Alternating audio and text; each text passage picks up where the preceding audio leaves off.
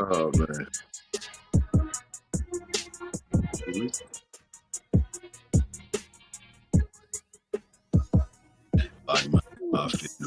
There's no competition and we grow. We always maxed out, we flex our dish show.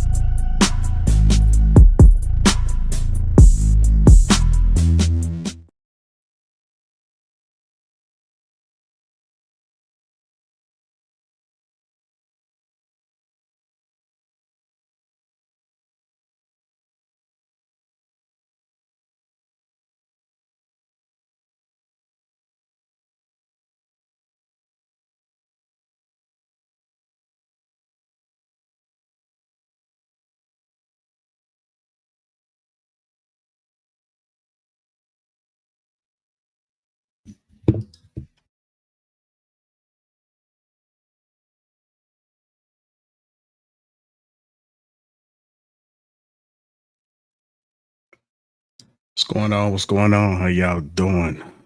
Everybody, welcome to the Wednesday show. Let me go ahead and introduce the panel. We have the young, the restless, mistaken, to the table, Aisha Shante, Mr. King Talk TV, Amira Hinks, Mr. Oh, DJ So Lovely, me myself, the Peep J. What's going on, family? How y'all doing? How y'all doing? Did I say Aisha? Did I say your name? You said it right. Okay, no, I'm just trying to make sure I said it, man. I'm still trying to gather my thoughts, man. Moving at a high speed of race. But anyhow, good to see you guys. Happy Wednesday. See what we got in the chat. Uh, Christopher Matthews was going on. Just Blaze 1011. Denzel Madison. Sir Shot 87. We got Varoom. I guess that's how you pronounce it. My apologies if I mispronounced it. Rodney Dunn. Who else we got in the house? Misha Love. Just Blaze 1011. I think I said you already. LD. Also a member. Salute to you. As you guys come in, do me a favor, hit that like button. Also, make sure you subscribe to the channel. And if you are catching this on the replay, do me a quick favor, hit that like button. And also, make sure you subscribe as well. Got an excellent show here for you guys, man. We're going to be breaking down this Felicia Rashad leaves women furious after calling them out. I got a typo. I got to correct in that too. But anyhow, yeah, so she went on the Breakfast Club and she had a lot to say about, well, not a lot, but she briefly mentioned about what she's been seeing and how there's a difference between her upbringing and what we are seeing in 2025. So I thought it would be a great dialogue. DJ actually highlighted this earlier to me. She agreed that it would be something that we can discuss. So I'm looking forward to it. How y'all doing on this Wednesday? Amazing. How are you? I'm great, though. How Doing about good. yourself? Doing wonderful, man. Every time I ask that question, it's always a awkward pause. I'm just wondering, are y'all just tired from the day? How does that work? Wednesdays are hard.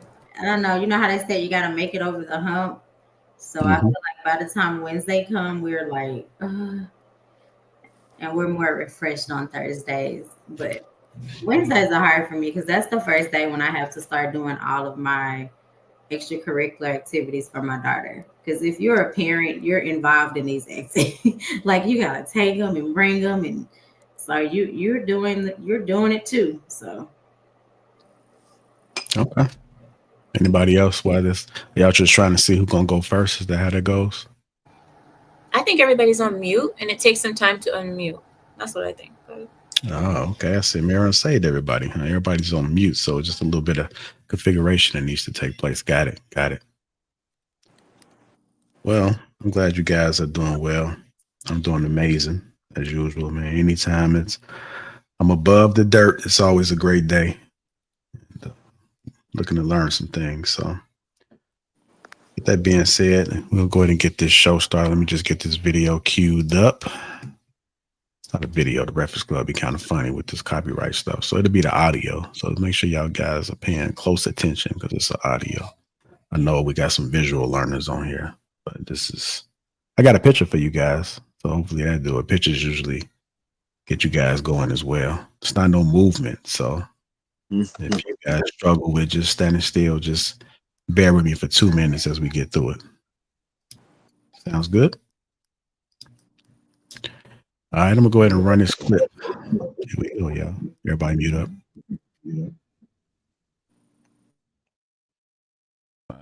Yes, that's who he was.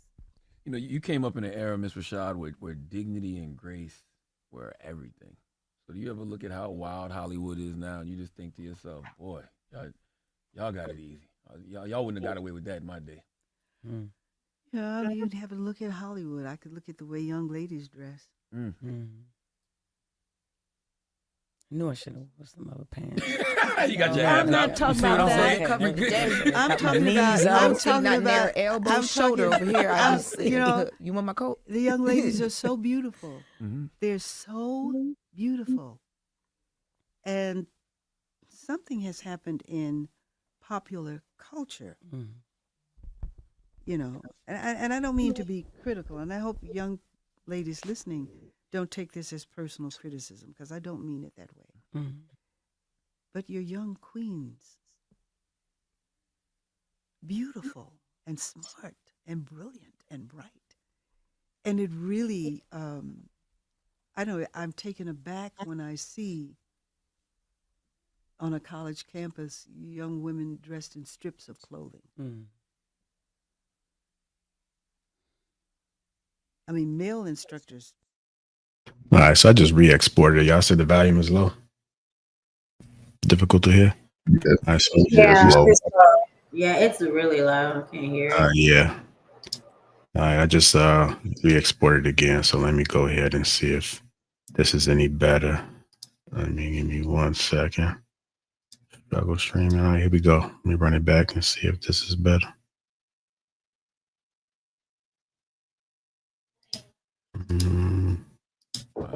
Yeah, That's that's who he amazing. was. You know, you came up in an era, Miss Rashad, where dignity and grace were everything. So do you ever look at how wild Hollywood is now, and you just think to yourself, boy, y'all got it easy. Y'all wouldn't have got away with that in my day. Yeah, you'd have to look at Hollywood. I could look at the way young ladies dress. No, I should have worn some other pants. You got your I'm abs not out. talking You see what about I'm that. saying? Cover You good? I'm talking knees about. up, I'm see, talking not near about elbow, I'm shoulder talking- over here. I I'm- just, you know, you want my coat? the young ladies are so beautiful. Mhm. They're so beautiful, and something has happened in popular culture. You know, and I don't mean to be critical, and I hope young ladies listening don't take this as personal criticism, because I don't mean it that way. But your young queens, beautiful and smart and brilliant and bright. And it really, I know I'm taken aback when I see on a college campus young women dressed in strips of clothing. I mean, male instructors don't like it. But more importantly than that, and you correct me if I'm wrong, sir, no man wants his woman to be out like that. Right? No, I grew up on Method Man saying, wearing 3/4 of cloth, never showing your stuff off, boo. That's what he said. That's right. But not only that, you know, it's like there's today's designers. I mean, there's ways, you know, there are other things, and I just Leave something to the imagination. Yeah. it would be nice. Some things are for my eyes only, you know? Yep. And like you said, there are ways of being sexy without showing so much. Oh, please, and that's really not sexy. I mean, one of the most sexiest, most beautiful pictures is you. I forgot what year it was, but you got on like a basketball jersey and like some jeans. You eating some popcorn. That is, that's an iconic Is picture. it the white jersey? Yes, That was, yeah. That is a beautiful picture. That's like that is the epitome of sexy. Oh well, it's. I think it has to do with. I think it has a lot to do with what they see. What they're emulating what they see. Yeah. See, we grew up in a time where, you know, the singers, these ladies were dressed down, darling. These women, whew, they were wearing robes and gowns and do, right? Yes, ma'am. Well, it's a little different today. Yeah. So they're really just emulating what they see. All right. Appreciate y'all bearing through that audio. Let me go ahead and get to this first question for the panel. Do you think today's fashion choices are more about personal expression or social validation? Do you think today's fashion choices are more about personal expression or social validation? I'm going to go and start with you, Ms. Tagan. I would say social validation. And the reason I do say that is there's always been a connection between like movies, film, things like that, and fashion, right? Um, I just think the idea of what they were saying that sexiness has changed, right? Um, and I think now skanky is misconstrued with sexy, but there's always been a connection of women trying to dress to impress men specifically. And I think a lot of the initial validation of women dressing with shorter skirts or fitted clothes was because they got that validation from men. And then they began competing against each other, and the clothes got less and less and less. And then it becomes more, you start seeing it in the media. And so then it just keep reinforcing the skankiness. Um, but now men are saying, listen, there's only certain women that we want to see like that, right? But it has been ingrained so much into this generation and culture that now trying to step back is going to be very difficult, especially when the men are continuing to kind of reinforce. Like on the one end, you're saying you don't like it, skanky, but then on the other end, it's still being reinforced. So, but it's definitely for validation. All right. Go ahead and go with you, DJ So Lovely. Do you think today's fashion choices are more about personal expression or social validation? Does it really matter? I think it depends on who you're talking to. And I think that it could be a mixture of both. I think not everybody is working from a position of they're always trying to pander to the male gaze. Every woman is not doing that. There are some women that really love fashion. And, as women, we're not one dimensional, we're not linear in how we want to express. Sometimes we're feeling more provocative or sexy. Sometimes we're feeling more conservative or elegant. And I think all of that is expressed through fashion. So I think that we have to also be forgiving with young ladies, because I think that as women, we progress and we go through stages. I know me, as I've aged, I become more conservative. So it really just depends on who you're talking to. All right. Go to you, True Table. Same question. Do you think today's fashion choices are more about personal expression or social validation? And does it really matter? Do you mind if I go last, JR? Sure. All right. King Talk TV. It's on you.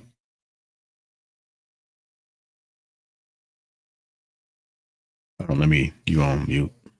Let me see if I can take it off. Yeah, you got to take it off. Yeah. I do think that I think it's a combination of both. I do think the age and stage sometimes play a role. Women are multifaceted.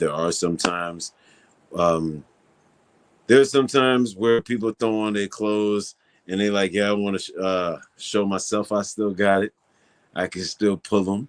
I know us fellas do it. I'm sure I can only assume the ladies probably had those days as well. I think you attract what you want to attract. And sometimes when you step out, you're not really looking to attract somebody. You just want to express yourself. So it's situational. I really do believe it's situational. You got some people that want to be lusted, and you got some people that just want to feel good, and they associate feeling good to the ire and the gaze of the opposite sex and the admiration of other women. All right. It's on you, Aisha. Do you think today's fashion choices are more about personal expression or social validation? Does it really matter? I do agree with Mr. King Talk and DJ So Lovely. I think that it's a combination of both. But I also think that it's important to not like sugarcoat what we seeing, because I don't know about you guys, but I see people walking around with like lingerie on. Like, I don't see that as a form of anybody expressing themselves. Like, I think that that kind of clothing should be in the bedroom. So I feel like that in itself to me is an issue, that like we think that that's okay. No, it's not. It's not okay. I have a 7-year-old daughter and I don't want her walking around in lingerie. Little Deval posted a picture earlier where like literally half one cheek was out and the other one was a pants leg. Like, I don't want my daughter, my sister, my cousins, I don't want to see them like that. So I'm very much so going to teach them to be conservative. Like, that's not normal. I would probably tell them like that's what celebrities do to make money. That's not what the normal everyday woman that holds herself to a standard does. I have days where I want to dress sexy, but I'm not walking around with my ass hanging out. Like, I feel like there's a difference, and I feel like we have to not ignore it. Like, it's literally gotten out of hand. Like, the stuff that I see people walking around in, they shouldn't be. And the fact that we trying to body positivity, I don't believe in any of that. You guys know I believe in shame. Like, you shouldn't have it on. It's falling out everywhere. It looks disgusting. Like, it just is what it is. And I think that we should say that to people. It doesn't look good. It's not a good look. Why are you wearing this? Where are you going to wear this to? Like, that's not self-expression. You wanting to walk around and look with your body parts hanging out for the world to see. How is that? And how is that even helping you? It's not. It's made up. People have been expressing themselves since the 1920s, and they weren't walking around with lingerie. Like, literally during the middle of the day, I seen someone. All right. So on you, Ink. Do you think today's fashion choices are more about personal expression or social validation? Does it really matter? Nah, I think it's personal. Because I mean, if we got to give grace to these young little tacky heads, these young heifers, man. I mean, what age does that stop? I mean, so now I got to worry about my son and my nephews dealing with some fast ass little girls because they won't go out there and show that ass. So then he gonna get mad when them young boys treat them girls like hoes, because that's how they dress, like streetwalkers. What do you expect them to do? How you expect them to come at them? How you expect them to come at you respectful if you dressing like you just came off the stroll? You can't be mad at them and say, hey, ho. You can't be mad. You can't feel some type of way, because that's what they see you are. How do they know? They can't tell the goddamn difference. If they went to the strip and then went to shit on a college campus and they wearing the same attire, I'm assuming they hoes too. So now these young boys got to discern the decipher between the two. It's sad that it is what it is, but yeah, I think it's a choice. They choosing to dress like that. They choose like that because I think DJ said, like, you get a certain age, you dress more conservative. So what age is that going to hit? 25, 30, 40? What? These young boys don't want to wait that long to try to decipher which one's a hoe and which one's a lady. You know, you ought to be able to look at them and see how they dress, how they carry themselves, and be able to discern. You can't tell the difference no goddamn more. Because now you got some of these old heifers out here dressing crazy. Now the old heifers out here trying to keep up with these young girls because they jealous because the titties are sagging and the ass ain't as juicy like it used to be maybe 25 years ago. So now these old heifers are going out there and get BBL like Vivica Fox because she's trying to keep up with the Joannes. This is crazy. Yeah, it's a choice. You choose to do that. And if you choose to dress like a hoe, don't get mad if they treat you like such. I'll leave it there, JR. Okay. Ink. Amir, coming to you. Same question. Do you think today's fashion choices are more about personal expression or social validation? Everybody dresses with social validation in mind. It may be a second thought after, but everybody wants to be accepted by the group that they're in. Example, I dress like Little House on the Prairie most of the time. I like to wear these really long skirts, aprons on top, petticoats, and stuff like that, corsets. I like to dress like Little House on the Prairie, and nobody else really dresses like that. And even in my culture, people don't dress like that, and certainly in American culture, they don't dress like that. But I like it. That's the way I like to look. But I do want to be accepted sometimes by my group, of course. It does bother me, but at the same time, it's my choice. I did wonder about this though, JR, because if you notice something in pop culture happened that I noticed, and it was Beyonce's daughter. Beyonce's daughter, when she first came out, she had her dress with a shirt up to here and very conservative.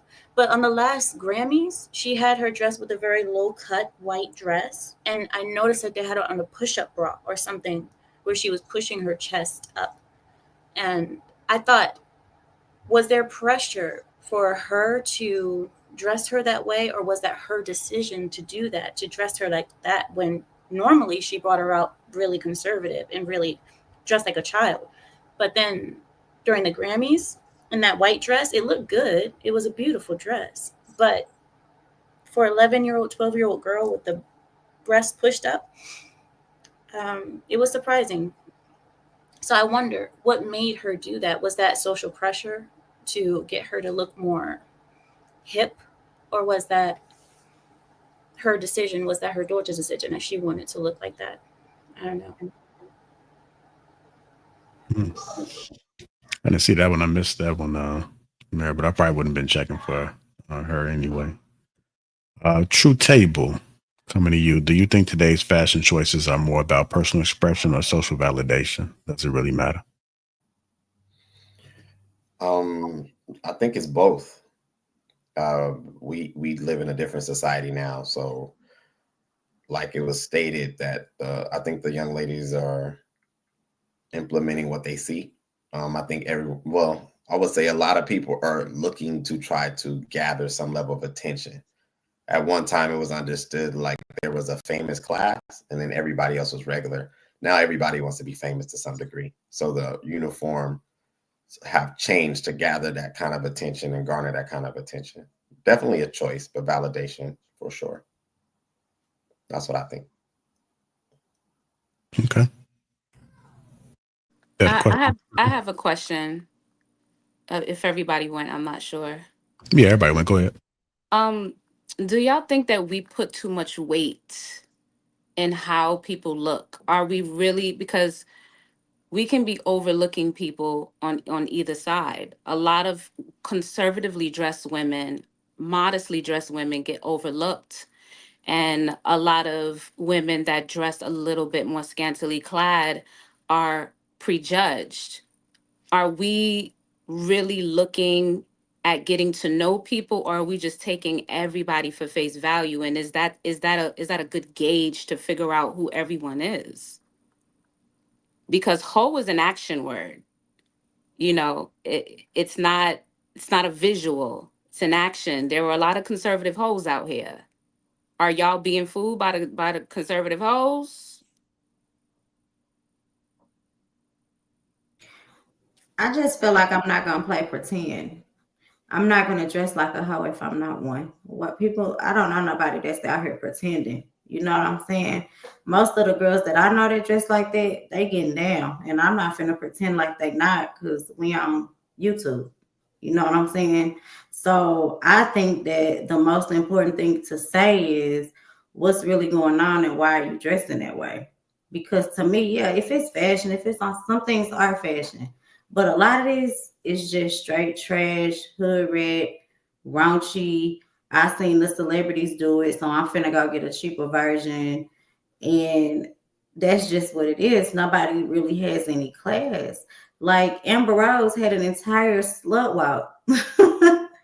Like she literally hosted a slut walk for like a few years. And it was like, let's cheer and parade and have vendors about being sluts. So it's literally popularized to like dress like this, be like this. But I think that it's important that we switch the culture, and with our kids and with our daughters and with our sons, we could possibly turn things around, because people shouldn't be going outside dressed like that. I feel like there's no reason why. Well, the slut walk wasn't about dressing promiscuous. It was about taking power out of the word slut. That wasn't the mission at all. Take power out of the word slut. A slut is a slut. You're a slut. No, well, what you just defined as a slut is actually not a slut at all. You're talking about how somebody is dressed, and a You slut dress, is an action. you dress like A, a s- slut. Hold on, y'all. Let's make sure we're not cutting each other off. Let's make sure we. Oh, you can dress like a slut.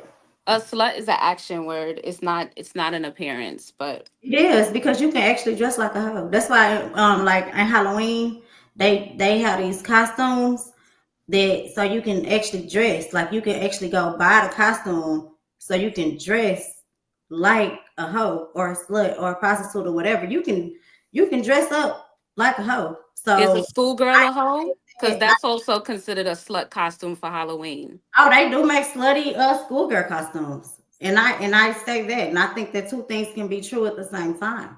I don't think that either one of us is giving an incorrect answer. I think that both things are true. I was gonna say something to what both of y'all said first about like taking the taking a, I guess, sting out of slut or whatever with the slut walk. To me, that is no different than us saying the N word, saying that, we turn it into something positive, or the B word, oh, we're, turning it into something positive. Like, if something is bad, regardless of the way, or if something has a negative connotation, regardless of how you use it, it still doesn't take away the connotation. So we just shouldn't say it. You know what I mean? Or try to make it a positive spin. We need to call it for what it is and then refrain from using it or behaving in a certain way that is associated with that. But I do agree with you, DJ So Lovely, about prejudging people, right? Because you don't know who they are until you get to know them. However, the flip side of that is, in a society, you are typically prejudged, right? So it's on you to determine what they say, the first impression is the last impression. And even though we don't like that, that is the way that it is. So if you want to send a certain message, even, let's say, even if I'm a hoe, it used to be back in the day that was something that wasn't cool, right? So even if you wasn't putting your business out on Front Street. You wasn't trying to look like a hoe. You know what I mean? So so I think it's the same mindset. Is, if you know that you're going to be prejudged, you're like, you're marketing yourself, right? And if you want to be seen as a certain way, then you market yourself that way. So if you're sending the wrong message and people are responding to the message that you're sending, then it's not to say, well, y'all need to change the way that y'all are looking at this, if that is what you're presenting. So, do I think we should prejudge? No, but realistically, is that what is going to happen? Yes. And sometimes prejudging keeps you safe. Like, if I'm a certain place and I see people dressed a certain way or moving a certain way, I'm going to move out of the way. You know what I'm saying? Mistaken. I So have a question for you. it's just a matter of, if you don't want the wrong message, then, the wrong reaction, then don't send the wrong message. I have a question for you. Don't you Yes. believe that by the way you dress, that you are kind of telling the world something about yourself? Example, me dressing with the long skirts and the aprons is kind of telling the world something about my personality. I like to be more tradition. I like to wear the long skirts. Maybe I garden. Maybe I'm When you look at me, you get a certain vibe. When you look at someone who's like wearing business clothes, they're telling you something about themselves. I'm a serious person. It's thundering. Sorry, it's thundering. But yeah, I'm a serious person. So when you see someone dress a certain way, especially dressing provocatively, especially when they don't have to, they're not an entertainer. This is their normal day. They're just walking around outside and they have their cheeks out, but not these cheeks, but the other ones. Don't you think that that's them telling you something about themselves? Yeah, I would say the person that's judging, yes, is telling them something, right? But it could be that I don't have an issue with my body. I'm proud of my body, right? That could be what the reason, as an example, that could be the reason that I'm dressing the way that I am, is because I'm very proud of my body. I don't mind showing it off. I like that. That has nothing to do with my sexuality. However, everything is about the perception. So the way people perceive that, they're not in my mind. They don't know that I'm dressing like this because I love my body, and it is the way that it is, and that's why I'm dressing like that. But you can look at me and it could be the perception of, oh, she's a hoe because I'm showing off my body, right? So we can be sending very different messages. And I think that's what DJ So Lovely was getting at, is the fact that the prejudging part, just like I can prejudge and say, like, for instance, you were saying, oh, I got the, traditional outfit on, like, Little House on the Prairie. But behind that, yeah, that's the message that you're trying to send. But behind that, you could be a whole freak. You know what I'm saying? But I wouldn't know, right? And I think that's the point, that a lot of times people are dressing to send a certain message because that's the kind of mask that we kind of wear when we're presenting ourselves to the world. But Aisha made a point of not lying. See, if I were to dress like Little House on the Prairie and traditional, I'm telling you a message of this is how I am. I'm serious. But I wouldn't lie and wear the uniform of a whore if I'm not one. I would say that's not true. I mean, not you personally, but a lot of times people do dress to present a certain way. That's the whole purpose, is to present a certain way. So even if I'm in a business suit, I can be a straight hoe. You would not know, because I'm trying to present myself as something totally different. I can dress very conservative, but behind closed doors, I'm not like that at all, right? So I'm presenting myself with a message that may not necessarily reflect who I actually am. I'm trying to reflect what I want people to think who I am. Yeah. And I think we show that we're shallow on both sides. Like when we see Pop the Balloon and we see these guys come out in like these anime t-shirts or something cool like that, they automatically get prejudged as nerds or as boring, or, and everyone's popping their balloon because they don't present a particular way. I think that this idea that this person is like this based off of their presentation, I think that we have to be a little bit more insightful when we're looking at people and not be so judgmental, and also understand that people can change their clothes, but what they can't really change is their character. So I think looking more closely at people's character and not just demonizing them for their clothes, because there is so many reasons why people dress the way they do. Maybe they don't understand you know, what they're giving out, the message they're giving out without speaking, because fashion is a way of speaking to people without saying anything. But when you're young, you don't understand that, So I think just having a little bit more patience and getting to know people's character. There are psychos that, are dressed like Wall Streeters. You can really get easily deceived just looking at somebody and judging them on their appearance. And that goes for anybody, not just women dressed promiscuously. So if a woman is dressed like a hoe and she's out here dressed like a hoe and you are doing it to impress men, a man's not going to think, oh, I'm dressed like this because I'm proud of my body. No, we're going to see you as such, and we're going to categorize your ass as a hoe. So we can't sit there and say our first impressions is what we see in front of us, and we're going to just assume that. If you're not going to make an approach, because I may not be your flavor. Maybe you like dark-skinned men, and I'm just not dark-skinned enough for you. So you're going to move on past me. But you don't know anything about me. You don't know about my character, about how I move or act and how I carry myself. You're just going to judge me by my appearance, just like everybody else judge people by appearance. Now, you could say it's rightfully so or unfair or it's not okay to do that, but it's life. Now, dressing like a nerd, not everybody gonna think that's a bad thing. But you dressing like a hoe, yeah, 90% of most men gonna think it's a bad situation. Most men are gonna look down upon you or see you some type of way. Yeah, he's not trying to be something serious with you. He's just trying to get a quick fix at 20 goddamn minutes. If he sees you dressed like that. Now, if he sees you dressed more conservative like a lady, now he's gonna automatically come at you different. Now you're gonna have to prove it with your mindset and how you talk and carry yourself, of course. But I'm gonna come straight at you like a straight up hoe if I see you dressed like, oh, hey, Shorty, what's up with you? What you want to go on out to the car and do something?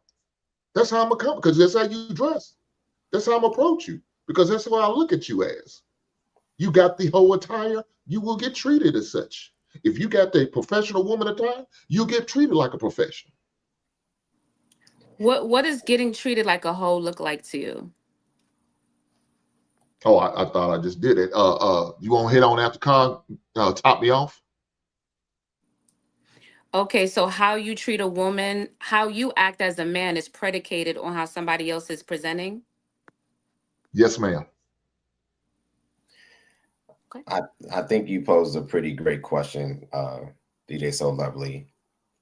I'll tell you where I find an issue with it, not you personally, but just the perspective that we as grown adults cannot arrive in understanding how the world works. I think that our communities particularly does this to where we always want the benefit of the doubt and not understanding that there just is a code of the land. Like when you're a child, it makes sense to walk around 7, 8, 9, 10 years old with a cape on. Nobody will judge you walking into a bank with a cape on at 10 because they understand. But once you hit an adult level of living and you want this, well, don't judge me from an internal perspective based on how I arrive. It's foolishness. It's a rebelliousness that I don't understand why it exists. I think it's so much deeper than the male to female exchange. I think it's just the lay of the land. When you go to places as an adult, dress accordingly. It's really just that freaking simple. And I don't know why we want to fight this, like, let's tear down the structure of standards and let's combat what is, the new standard, because we have such a degenerate type of community and not knowing how to assimilate. But then we want respect. So I have a personal issue with that, because on one end, we want the benefit of the doubt that we're doing well, but don't want to do something as simple as put clothes on or attire on or acquiesce a certain way with decorum and respect and maturity. I personally really don't get it. And I digress. Yeah, I kind of feel like that's just why I don't disagree with you guys, and I understand where y'all are coming from. I think there are different types of people in this world, and not everybody feels the need to conform. Some people just want to live their life and express outwardly however they're feeling for that particular day. And that's just the way it is. I mean, and with that comes judgment from people like yourself who are more conservative. You just got to be okay with it. With Felicia Rashad, though,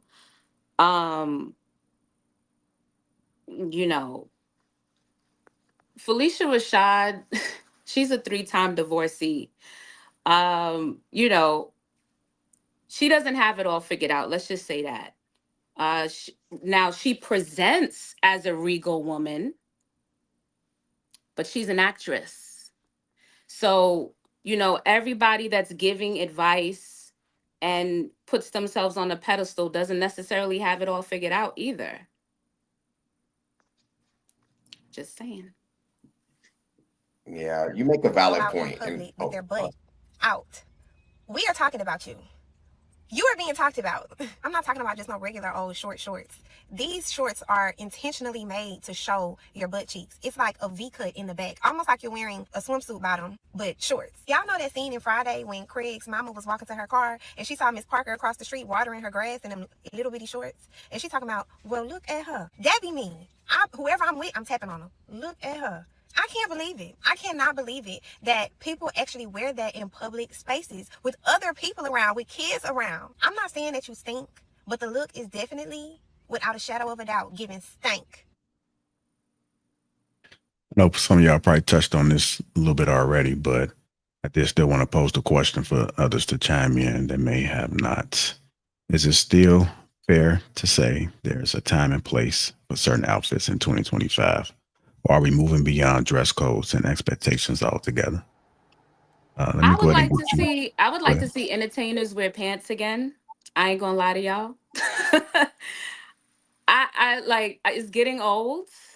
It's getting a little old.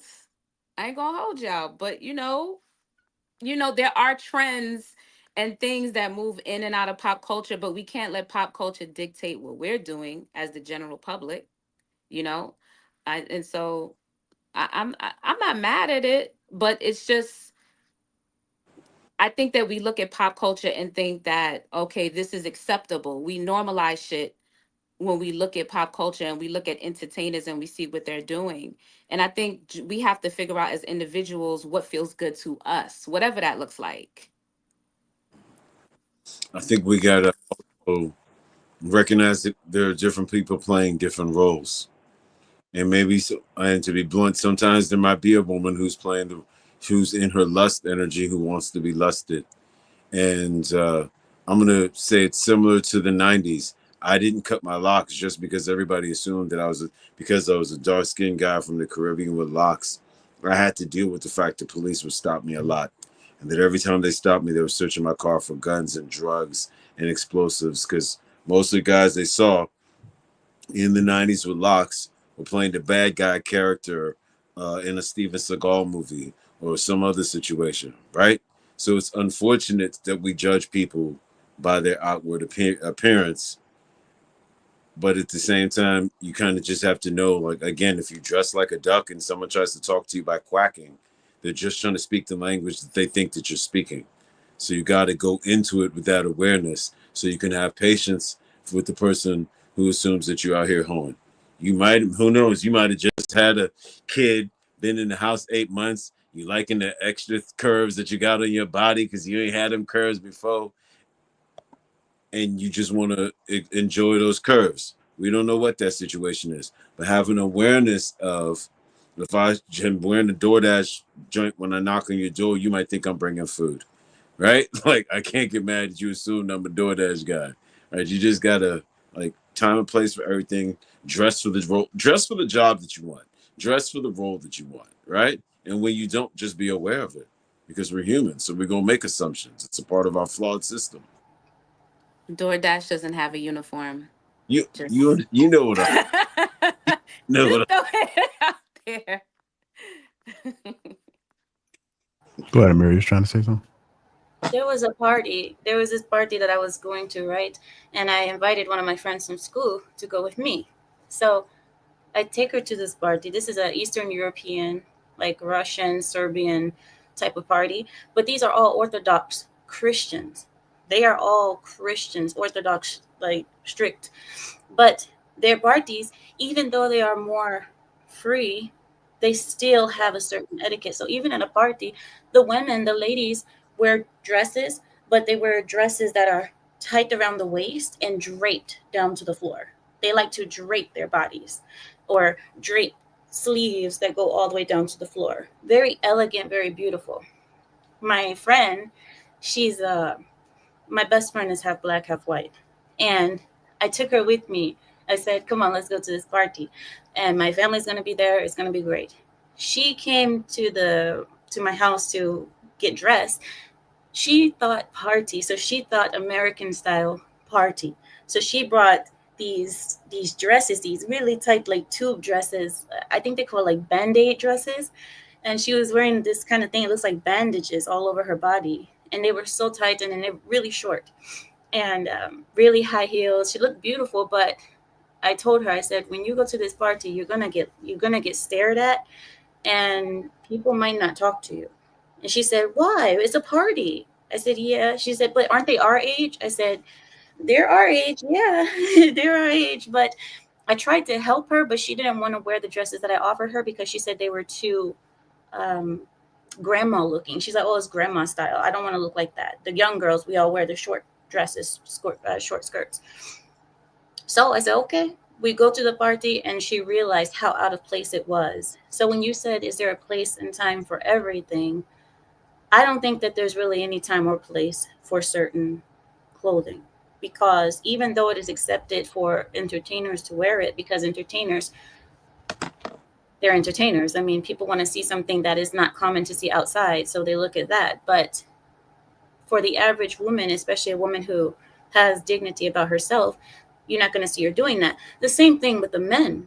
If you see a man who's always dressed nice and wearing, Giorgio Armani, looking nice and wearing nice fabrics, and then you see a man who's always in basketball clothes, t-shirts, and trainers, you're gonna think something different. I have one more thing. I've noticed that a lot of older men today do not dress like how men used to dress. Let's say that they don't wear trousers, they don't wear belts, they don't wear button-down shirts. There is no separation of age anymore that I notice in America, that everybody dresses the same. The young dress like the old, and the old dress like the young.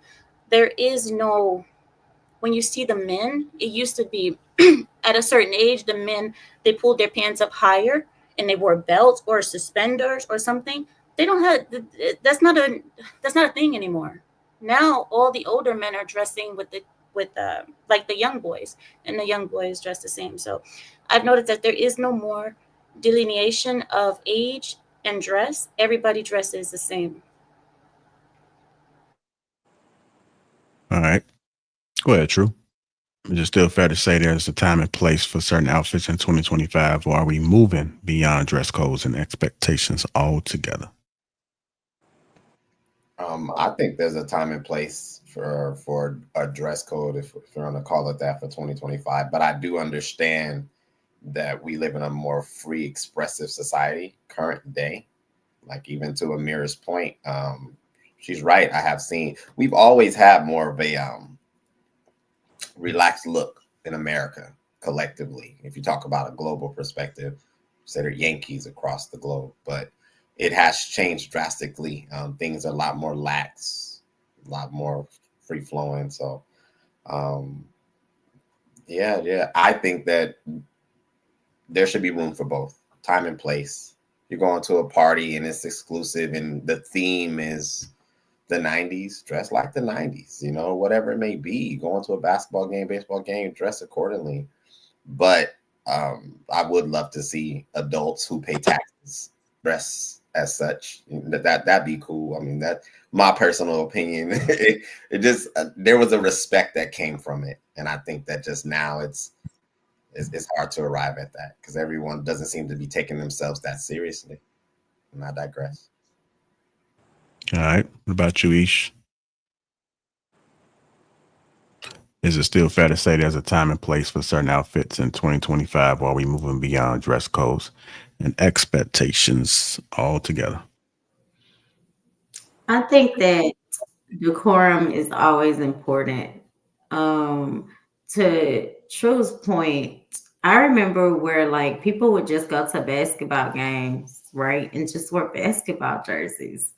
Now the ladies be walking around the United Center with like stiletto heels on at a freaking basketball game. Like, I just don't understand what that's about. So I do think that society plays a role in those things because it's a freaking basketball game. Um, I think that we should definitely, as a society and as a whole, we because from a standpoint in corporate America, it is way more relaxed. Like, I've been in this industry for 13 years, and I remember even when I worked for NBC, like we came up in there with like blazers and heels and it was very much so like a corporate environment. Now, when you go to corporate, it's a more relaxed environment, right? You don't have to be as dressed up. They give you more freedom to it's more of a business casual look in most places. And it's more of a freedom of expression. But even within that, there's still a dress code. Like, you still can't come up in there dressed like a hoe. So I think that it's about decorum. It's about morals and standards. Like, we have to have standards to live in a society and think there's no parameter, there's no bar to measure things from is crazy. Like, we literally have to have that. All right. And you think, is it still fair to say there's time and place for certain outfits in 2025 while we moving beyond dress codes and expectations altogether? Yeah, unfortunately, it is. I mean, if you want to, wear a little bit of nothing, wear a little bit of nothing. Look, you can wear it if you want to, but don't get mad if somebody disrespects you or says something to you or stares at you or look at you a certain way. Don't be mad. I mean, look, I see these young boys walk around here with their pants sagging. I'm like, dude, what is so cool about that shit? What is so cool for you to sag and showing off your dirty ass underwears and boxers and shit like that? What's so cool about that? See, to me, when I see shit like that, I think you motherfuckers are gay. Y'all open yourselves up for a man to come take your ass because that's what you're looking for. That's why you're making yourself available. I see a woman who's walking around with her ass cheeks out. Yeah, she's ready to get down with whatever.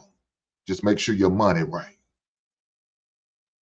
So yeah, I'm gonna look at you. I'm gonna judge you. I'm gonna be critical. And if I have some type of relationship with you, I might say something to you. Hey man, how about you wear a belt? If you need a belt here, take my belt. Don't put yourself out here, baby girl. Why don't you go cover up? I'm sure your father wouldn't like you out here like that.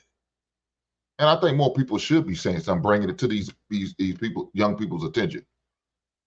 Yeah, we're gonna offer some grace. I'm gonna offer you some grace by you going to correct whatever you need to correct.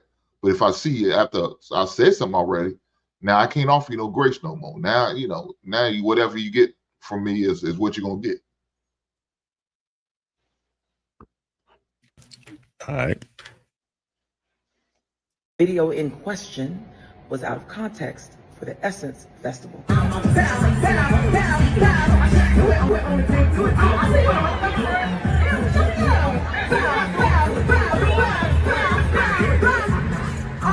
Essence is a 53-year-old institution that was always about wholesome Black entertainment. The brand shifted right under people's feet.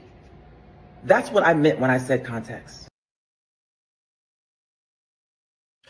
All right. Should how women dresses factor into how she's perceived in a relationship or while dating? Is it fair for partners to have a say so? What if she dresses? Well, she was dressing like that before you hopped into the relationship.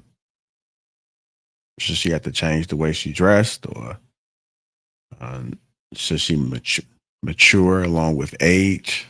What does that look like? How should a woman dress factor into how she's perceived in relationships or while dating?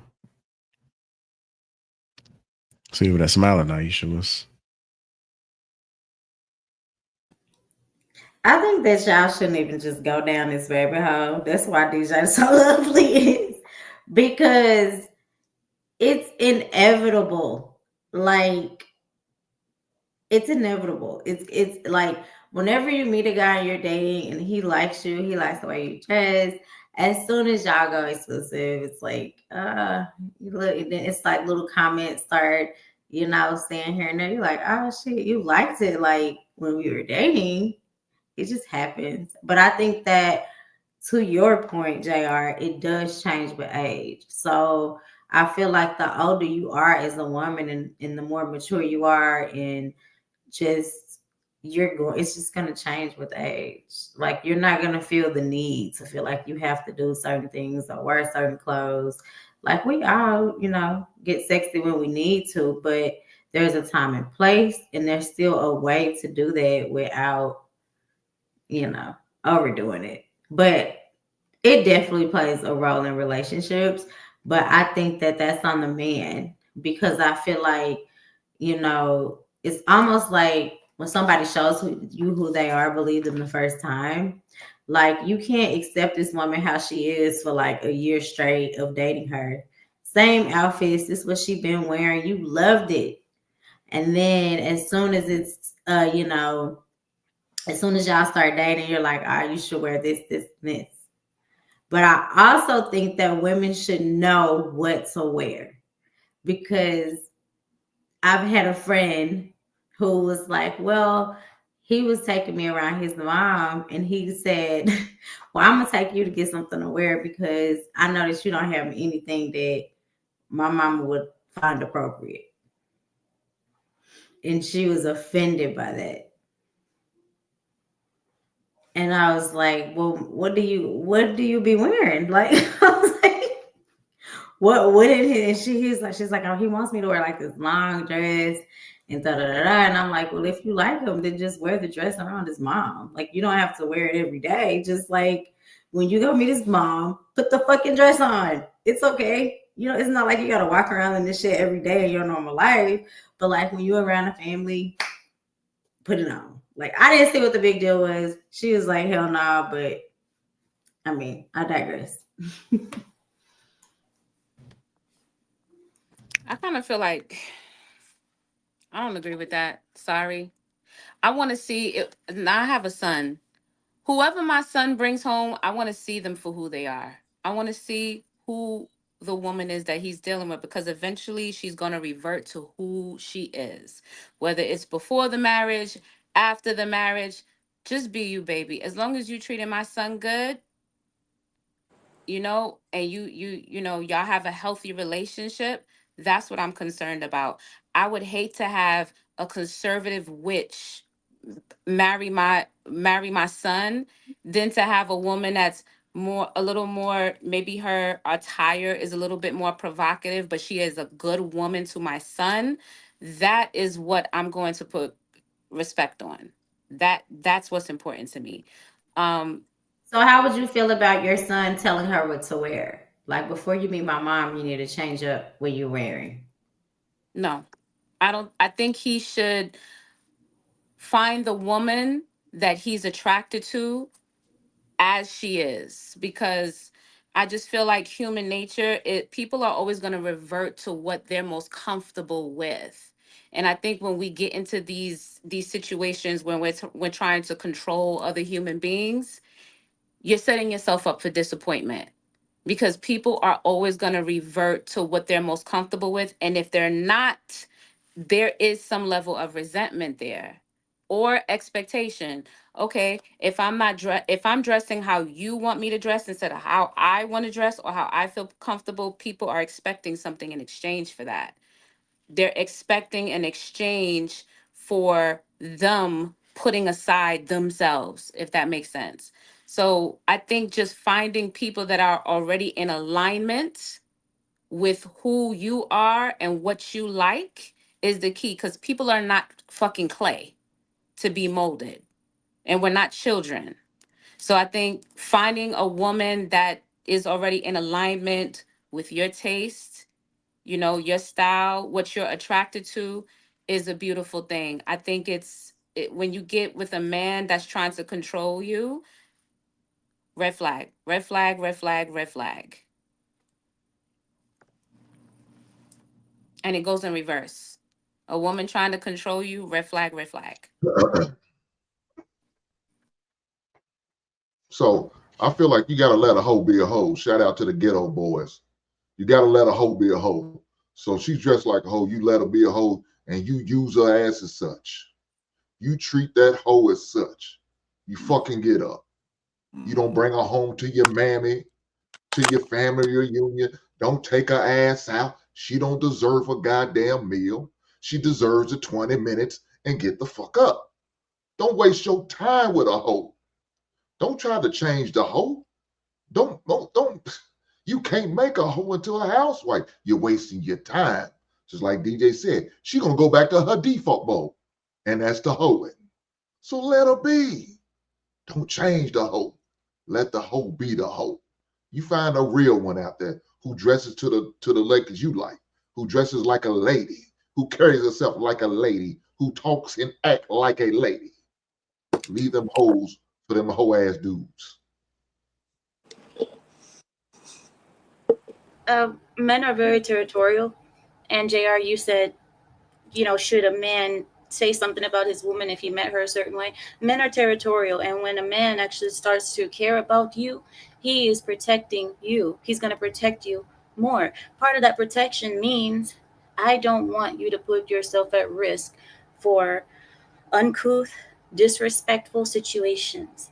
So for that, I'm going to try to protect you by having you present yourself better, in a better light. But in the first place, you shouldn't be with a woman that you have to make into a proper lady. I mean, if you, just like King said, if you met her like that, then that's probably who she's going to default to be. And you're probably wasting your time trying to force her to act a certain way or look a certain way in front of certain people, when in the truth, later on, when she gets comfortable, upset, or what have you, she's going to default back to what you met her as. So it's better to find what is real, find a person who's really that way, instead of trying to make her present as something that she's not. The other thing is that image is everything. Image is everything, especially for ladies. For ladies, even like I said, being around men who are not your man, that messes up your image. Being in certain situations, being in places where ladies wouldn't dare find themselves, it messes with your image. Men see that. For men, they don't like to be embarrassed. And if you are out there dressing a certain way, you're putting an image out there, you're embarrassing your man. So men don't like to be embarrassed. Don't embarrass your man by looking like a sloot.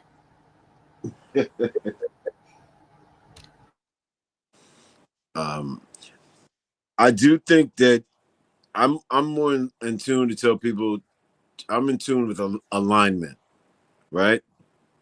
If you're in your 20s and maybe your early 30s, hopefully you outgrow lust by the time you've been in your 30s. Like, Lord, if you're still leading with lust, then you can't complain about the results you get, right? So if you're a fella and you know deep down inside that you're drawn to Shorty because she had most of her body exposed, then you check yourself for what you're drawn to and the results of leading with lust instead of leading with finding out whether or not there's compatibility. I think organically, women may desire to alter the way they dress because they know that they have a maturing, budding relationship with you. But that, again, is the kind of person you select. And you should be able to tell that by your willingness to show attention, their willingness to show attention. People like, I'm sitting here trying to think, like, was there ever a point where I had to ask my wife to dress differently? And I can't imagine that an attentive partner is going to be need to be told. Like, there's something off with the alignment if you have to tell your partner, hey, baby, put your titties away.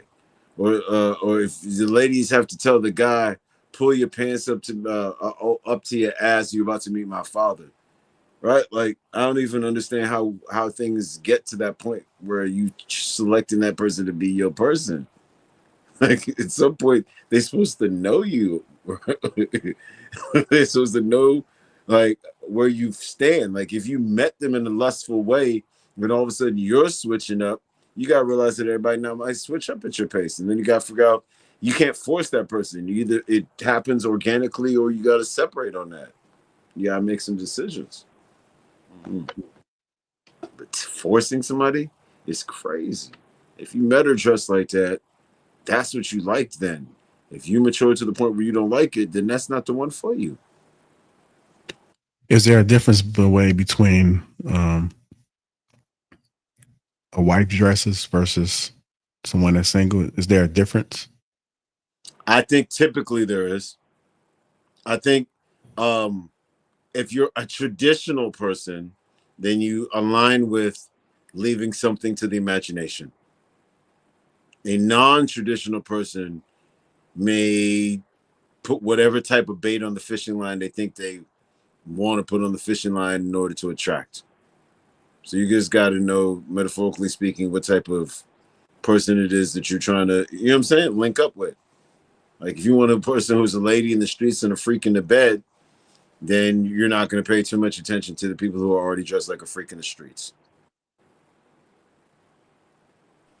All right, how No, you feel about this? Go ahead. Who was that? that's You me. go. Embarrassment was mentioned. You know what else is embarrassing? Having a husband that says that he's really into conservative, he wants his wife to be conservative and this is what he's into, but then you see a lot of husbands under random IG girls liking their photos chronically, in the strip club every weekend, having multiple OnlyFans subscriptions. That's also really embarrassing because what happens is a lot of times women will curtail and change their look and their whole aesthetic because they're a wife. But I don't think that we put enough uh, focus on what the man is doing to act like a husband and not embarrass his wife, and to actually live up to this standard of, okay, now you're a wife. Well, now you're a husband. I won't embarrass you if you won't embarrass me. And a lot of the times those things, um, it's not the same respect put on it. And I think that a lot of times there are some men, not all men, that it's not that you don't dress conservatively enough, it's that they want to dim your light sometimes. The same thing that they were attracted to, they want to dim because they don't want other people to see what they saw when they were attracted to you to begin with. And I think there's something to be said about men who want to put a potato sack on you because they don't want anyone else looking at you. So there is a very thin line between someone wanting a woman to look like a wife and act like a wife when they're not acting like a husband, one, and two, someone wanting to dim your light versus enhance it. You mentioned acting like a husband. Can you kind of paint that picture as far as, Yeah. yeah, I from your think opinion, what does acting like a husband look like? I think a man just having in his mind, okay, is it, before I do this action, before I purchase this OnlyFans, before I sit up in the club and throw away all my disposable income on these hoes, as y'all put it, before I'm dropping down in the likes on all these random scantily clad women on Instagram or Facebook or whatever your social media of choice is, how will this make my wife feel? How will this make my, my life partner feel, my spouse, whomever you have in your life, whoever's important to you? So if you're asking her to change all these things and curtail her behavior, I hope that the men are coming with that same energy, and you're also being respectful and mindful and of how she feels. That's how a husband looks. I think that's a very conflating argument. I hear you though. I do hear you. I think men should have a standard and carry it with respect. But I think that mixing those two is kind of dangerous. And the reason why is because there's double standards. They do exist. What may qualify a woman to become a wife, lifetime partner, a committed vessel, spouse, whichever, you meet that man's standards. That does not necessarily mean that you meet that man's lustful standard, eye standard, fantasy standard. And this is not gender specific because women can be in a whole relationship with a man that hits on every marker. He could be a deacon, a pastor, he could be a teacher, and she will still click and fantasize about Michael B. Jordan and Idris Elba and all these men that don't look nothing like her husband. So I think that it's a very disingenuous presentation to say that men should move a certain way. Now, I do agree on the respect factor. I don't think a man that has a family, a wife that he loves and respects, should be berating or bringing any shame or unnecessary shame to his relationship by his characteristics or how he moves throughout the earth. But to think that as a man and then having a wife that she now meets the final standard of his eye appetite, sex appetite, that's a fallacy. How he chooses to carry himself from that point, I do agree with you on that one. And I digress. So I want to say this. I do think it's pretty goddamn ridiculous if you're a family man to be sitting there putting hard eyes under random shorties' pages. I think that is ridiculous. You can look, but you don't have to comment. Like, you can look, but you don't have to gaze. You can look, but you don't have to drool. Like, there's a certain level of decorum that you're supposed to separate you as a guy in a relationship from a guy who's single and available. You can fantasize all you want, but you don't have to make the Homer Simpson noises while you're doing it. You know what I mean? Like we sounded like Homer Simpson around a donut with the oh and the drooling. Like, you have a little bit of decorum. Yeah, I'm not disagreeing with you, sir. I think we may be saying something similar. Yeah, I'm just saying that is embarrassing to a woman, and a woman who's trying to figure out how to gain her husband's attention may look at the fact that you're looking at these types of women, and it may influence her to attempt to become the object of your desire. So it can have influence over someone who has decided they want to spend their life with you. I just think that it's okay. I was responding to what DJ So Lovely was saying, and this is me. I'm speaking for me. You know, it will definitely trigger me. I think sometimes there are women who try to say what men should acquiesce to as far as how they move as a husband or in a relationship. But we give them room to still live within the realm of fantasy. The reality is you can be with somebody that you love to the moon and back, but you're never going to get 100% of everything you want. Now, I'm not saying you need to display this to the globe, to the internet. I know men who are married and got lowrider posters in their garage right now. Their wife is happy, he happy, whatever. And that's what they do in their household. But what she said, and this is what I took from it, is that once you arrive at now being a husband, it's supposed to come with this, this act of sorts. And that may be true, but I think that it's contradicting, because then on one hand, we're saying, well, people want to express themselves the way they dress. And then, well, if you're in a relationship, well, now this is how you need to act. I would like to say we should give room to what they choose to do in their relationship.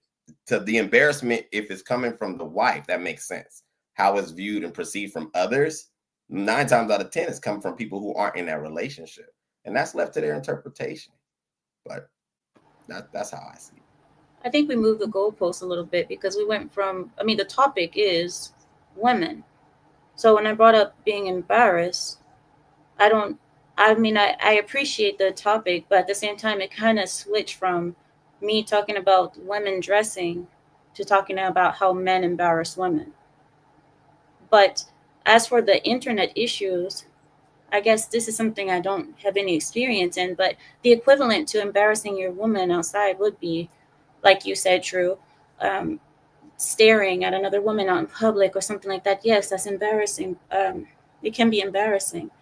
But the reason I say that men don't like to be embarrassed is because for men, this is just my view, but I believe that it's more important for men to not be embarrassed than women. Women, everywhere there's beauty. So if a man is noticing beauty all around the world, I don't see that as an embarrassment unless you're acting stupid. If you start acting stupid for beauty, then okay, that's one thing. But for a man to notice beauty around the world is not embarrassing to a woman. But a woman is supposed to hold herself and be less accessible to men. So a woman being out there and being overly accessible is extremely worse. It's a worse offense than a man seeing a woman or noticing beauty. They want to pose this question. Felicia Rashad mentioned dignity and grace. Do you think older generations are out of touch, or are we just redefining what those qualities look like today?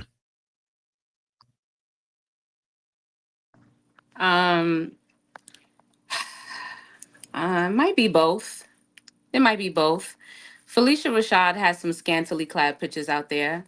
I looked them up. They're there. What? When she was younger, yes. Do y'all want to see some? Yeah, I mean, as long as it's not explicit, you gotta I link. have to turn up my computer. I'll send them. Felicia Rashad has some pictures when she was younger.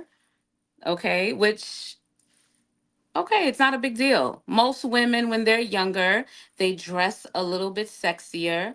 They dress a little bit different than they do when they're older. And I think that as we age, we become, you know, with age brings wisdom, with age brings experience. And we've been there, done that. So it's easy for us to speak to young women and say, hey, there's a pothole coming, you know. But sometimes people have to go in the pothole. Sometimes people have to go through life to understand what works, what doesn't work for them. And I think that it's not necessarily a bad thing. It's just a part, it's just a growing pain in life. Just the same way, I'm sure there are many men that when they were younger, they used to dress more flashy, you know, they used to do certain things that they don't do as older men. They realize that it's not on them, it's in them. And that's something that you learn with age, with wisdom. You become a little bit more conservative and you understand, like, look, what I have to offer is not on me, it's in me. And these are just lessons that you learn as you go through life. So I don't think there's anything wrong with just giving people space to grow. That's it. All right. Go ahead, Aisha.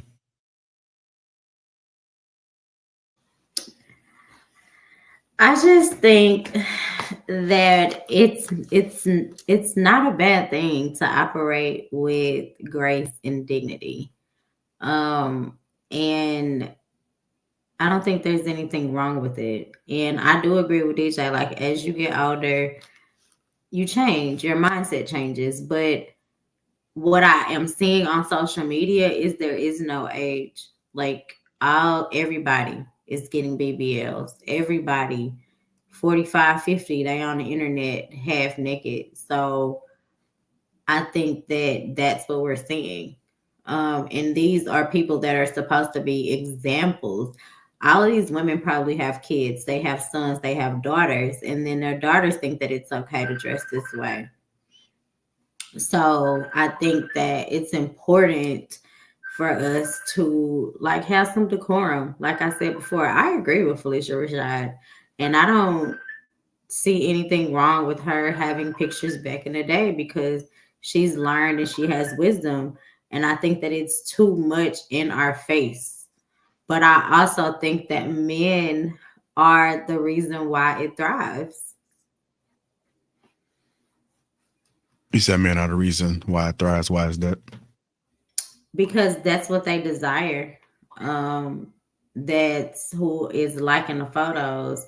That's who is going to the strip clubs. It's the rappers that are putting these girls in their videos. They are making it popular. If the men didn't set that standard, then the women wouldn't be doing it. So, so if the men are, when you say set the standard, is this a standard for them to look at, or is it a standard for them to be in a serious commitment marriage with them? Is there a difference for the way that they are? Because if men are just fantasizing about these women but not looking for serious commitment with them, then should that be the standard? I feel like it's the standard when you have $1 million men and $1 billion black men, right? Like you have people like Kanye that are like just wifing up hoes, right? When you have women that literally are getting rich, like building whole empires off of just being a hoe. Like I fuck this rapper, I fuck with that rapper. Like back in the day, we didn't even know who they had sex with, or let alone, but it's literally the new lick. So it's like all of these women are trying to look like these women because these women are getting these men, and they're getting them because we're literally watching it. It's unfolding before our eyes. So to say that men aren't choosing these type of women, they are. Aisha, what is the age? What is the age The that women little should? girls gonna come up and they get a false sense of reality because now they think they gonna be able to do it, and guess what? They gonna come out disappointed because they not gonna get the same results that they feel like these other I guess rich hoes or hoes looking on to come on the come up. Yeah, they not gonna get the same reality. They're not gonna get the same reality. So, unfortunately, it's our Hank, I know y'all don't like to hear this on this panel, but the hoes be winning. Yeah, I know shout that out to the y'all hoes. like to Shout out say to the hoes. nice guys finish last, but nice girls, we finish last. Okay. Yeah, I feel you. Point I blank feel you. But period. We are completely. I understand what you're saying. Shout out to the hoes. Hoes are winning. Right on. But the bad thing about it is only us in our community is being graceful and classy is a bad thing. It's looked down upon. It's Jesus Christ, man. We have a lot to learn as a community. If this is where we at right now, hoes are winning. So, our elder tell us, yeah, you might want to dress different, or try to move yourself different, or talk a little different. Don't be embarrassing yourself and showing off all your goods. Save some for the imagination. No, we want to let it out. Why? Because I got a nice body. Is that our excuse? Is that our reason to doing it? Man, this is crazy. I mean, I think social media is partly to blame too, because when you can quantify attention with likes, for a lot of people, unfortunately, that's a commodity. That's a thing for them. And they put value on that. And unfortunately, I think that a lot of women are mistaking attention with respect. You can't you're not going to get the same result. Attention feels good. It's instant, right? But respect is something that is a slow burn for a lot of women. And if you are not discerning as a woman, it's easy to fall for the attention, for that instant gratification, for that quick fix. Oh, okay. Well, when I post me in a bathing suit, I get 500 likes. But when I post me in a blazer and a pantsuit, I might get 20 or 30 likes. And for people coming up, they don't understand the difference, that those likes don't actually mean anything and they don't translate in your real life. I think we understand that as that are people that are older and come from a different generation, to where we understand that social media is social media. That has nothing to do with real life and what your goals are, what your aspirations are, who you want to couple up with in the long run. But I think for people that are coming behind us, it's harder to determine. So I think that not just the women, you can talk to the women and talk about how they dress, but you also have to if you're going to talk to the women, you have to also talk to the men about what they give credence and attention to. Do you think the men like you can? said, it's a false sense of reality. Me hitting the heart on IG is a false sense of reality. So it doesn't matter if they like it or not. It's still a false sense of reality. So now you got to worry about your daughters, worry about like creepy guys, what King was talking about, coming, looking at your pics and everything like that. You're going to attract everything. Guys that are cool and maybe seriously out there looking for you, or you're going to attract them creepy dudes like what King was explaining a second ago. You got to worry about all of that, and you putting yourself out there. That makes no sense to me. Do you guys think that it's easier for a man to control what he likes, or easier for women to be able to control how to present themselves? It has to be a combination of both. It has to. It can't be, if women are controlling how they dress, and they dress modestly and they dress conservatively, but they're not getting any results, what is that communicating to the woman? Oh, it's all the way down. So it has to be a two-way street. Either way. I think this is where it gets a little sticky for me, and I really would love Aisha to expound upon what she meant by good girls losing in a second. But if you have a beautiful body, you're a fairly attractive woman, you do not have to put this online. This is strategic. Like, people take time, effort. Most girls don't take one photo, they take hundreds or dozens or whichever, then they post it, right? So it's intentional. I don't think it's fair to say that the globe of men who can view this stuff that you put up for free should just ignore it or whatever. Men have always liked beautiful women. That's not gonna change tomorrow, next year, 50 years from now. Now, how beautiful women used to be presented, you used to have to actually go to the store, buy a magazine, or go to certain places to see this stuff. Now it's just a World Wide Web. So I think that there's responsibility on both, but you are presenting the product from a visual perspective. You're doing it with intent. And then you're saying, well, tell the men not to participate. The whole point of you doing it was intentional. You wanted participation. So I think that that's where it get a little sticky for me. Let's use the beauty muses as an example, right? I think My for beauty you to muses. assume that we want you guys to look at us. Hold on, Aisha. I think DJ was talking. Somebody Just really mentioned quick, I'm gonna just give y'all an example, right? Like my beauty muses growing up was people like Dorothy Dandridge, Lisa Bonet, Aaliyah, Nia Long.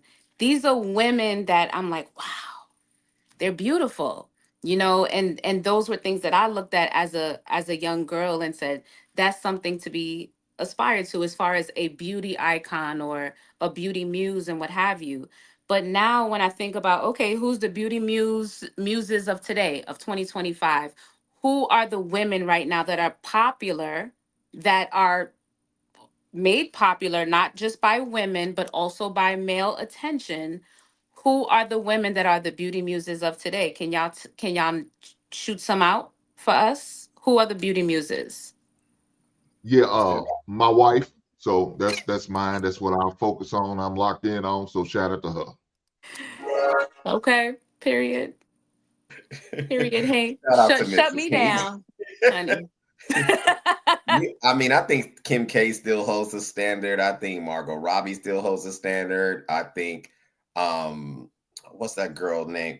Is it Coco Jones? I think she's a fairly Coco Jones, a gorgeous girl. There's quite a bit. I mean, so many actually. So you said Kim Kardashian, for example. Do you think Kim Kardashian's aesthetic is always conservative? She's a beauty muse for a lot of people. Not usually. I think, and she has and her body is modified.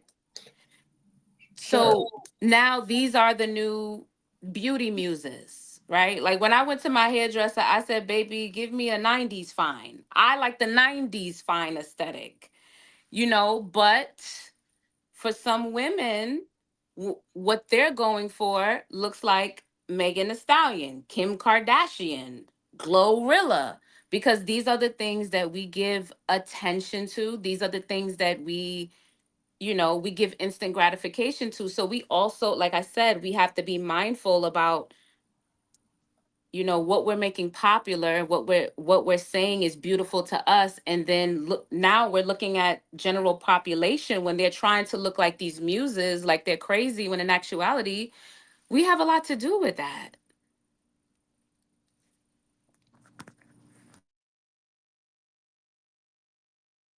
Aisha, I think True wanted you to expand on that point you made a little earlier. Good girls finish last.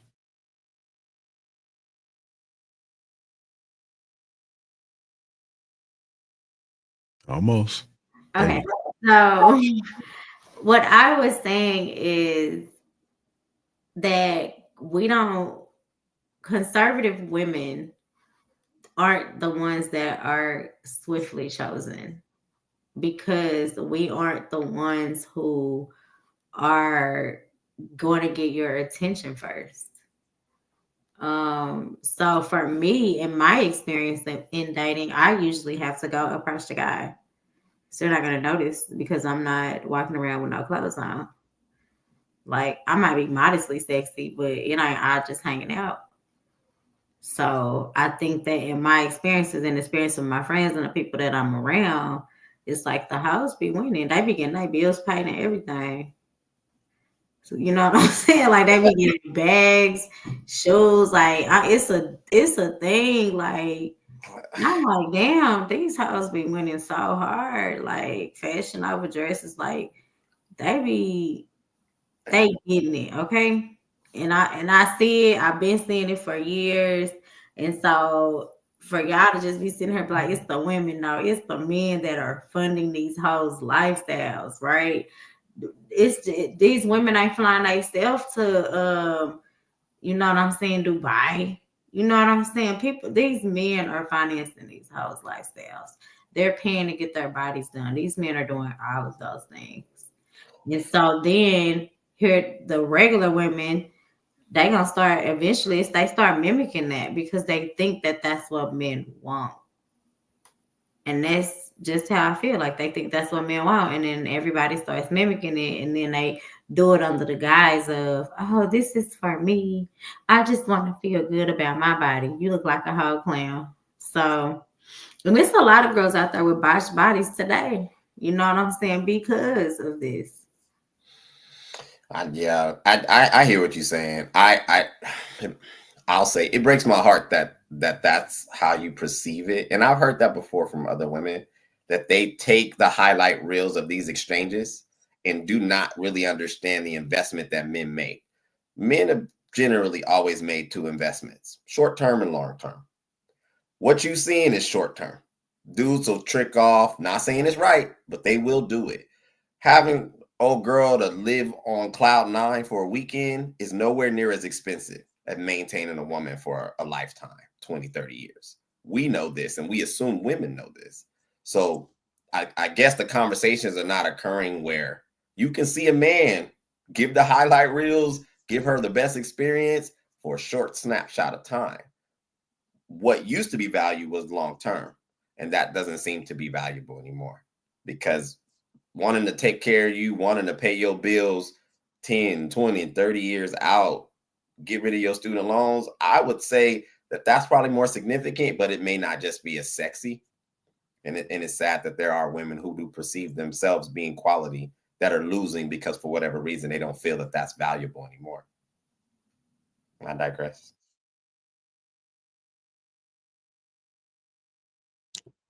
Interesting.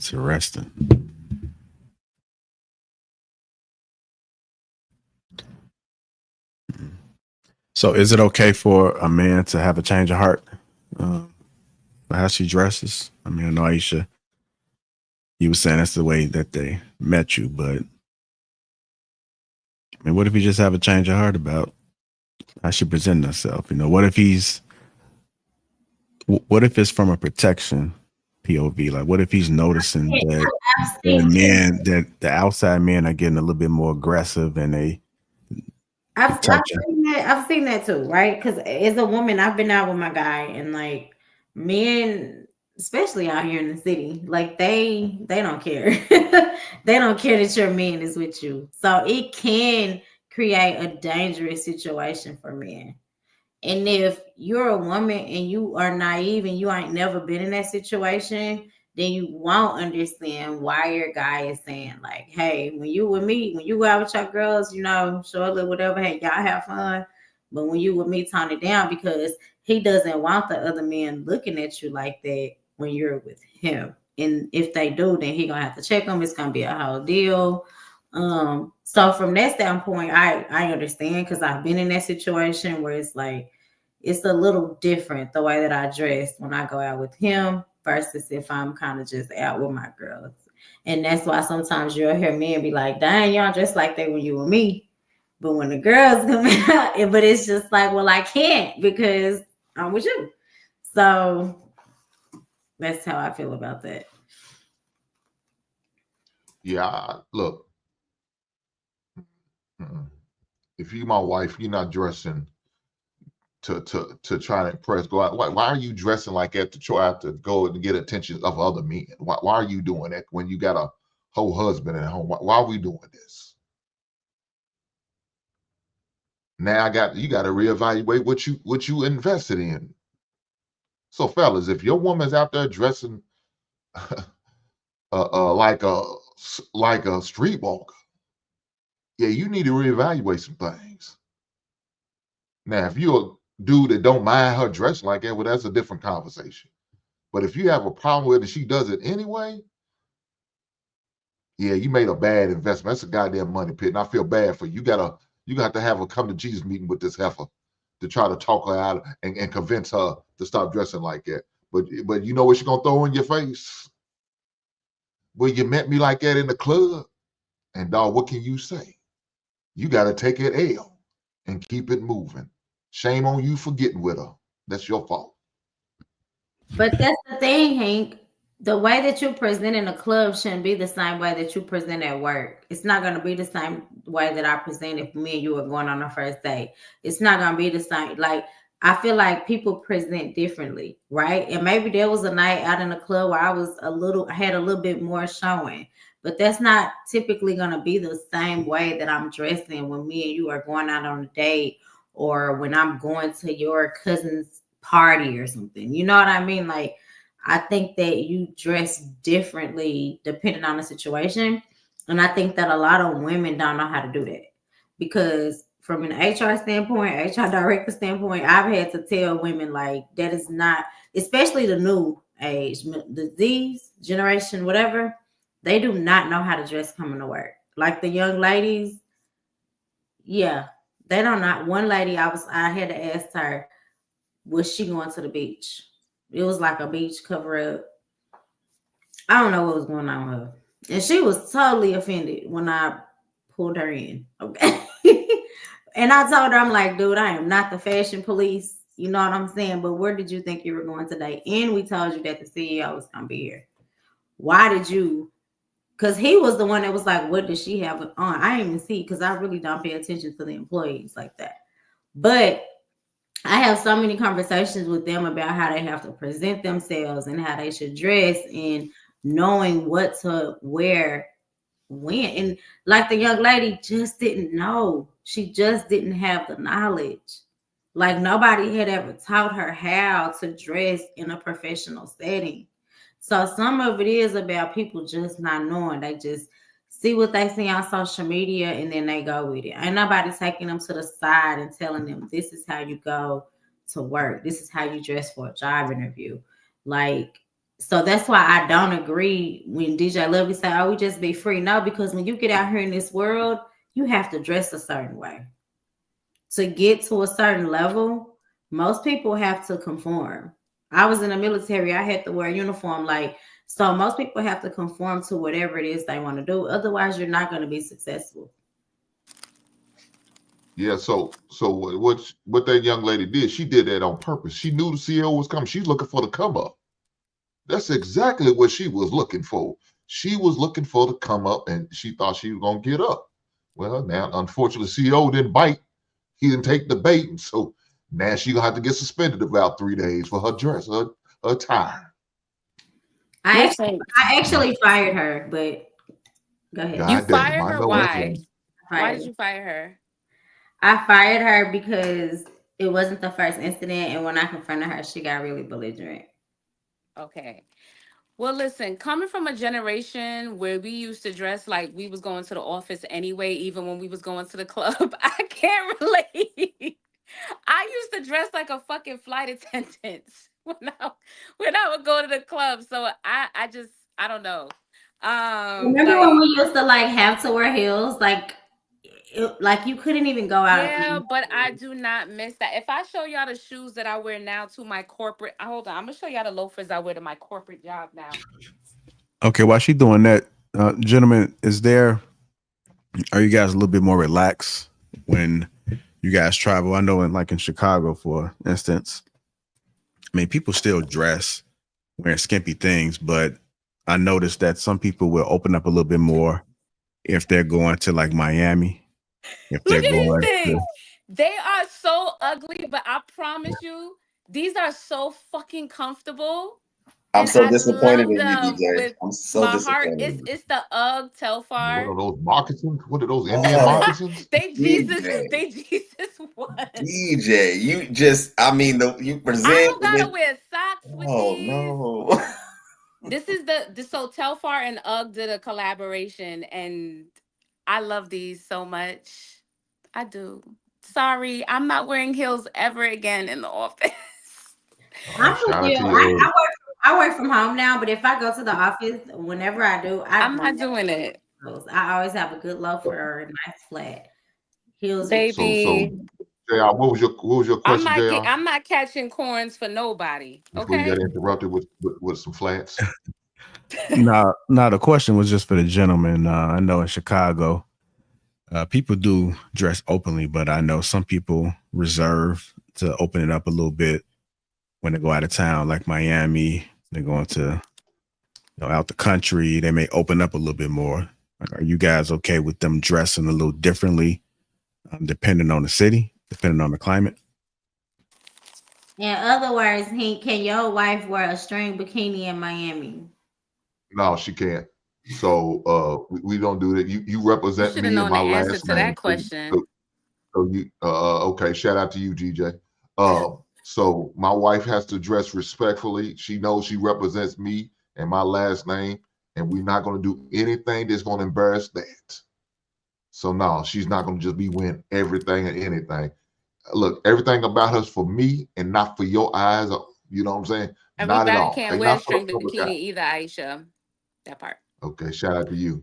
But now, if your woman wants to wear that, then let her wear it. I'm gonna look at your woman. I ain't gonna front. I'm gonna look at her and say, "Damn, dog, what would you think about letting her come out like that?" Yeah, no, we're not doing it in Hink's household. Yeah, I second that, Hink. My lady doesn't even. She runs her out, like she shops and she'll be like, "Is this cool? Is this all right?" Yeah. She knows how we move, but I picked one also who dresses, to her body, to her style. I don't like women who are overly revealing. So just because we in another zip code or on another continent, the cheeks don't get to come out just because. That's nonsense. Like, we're not doing that.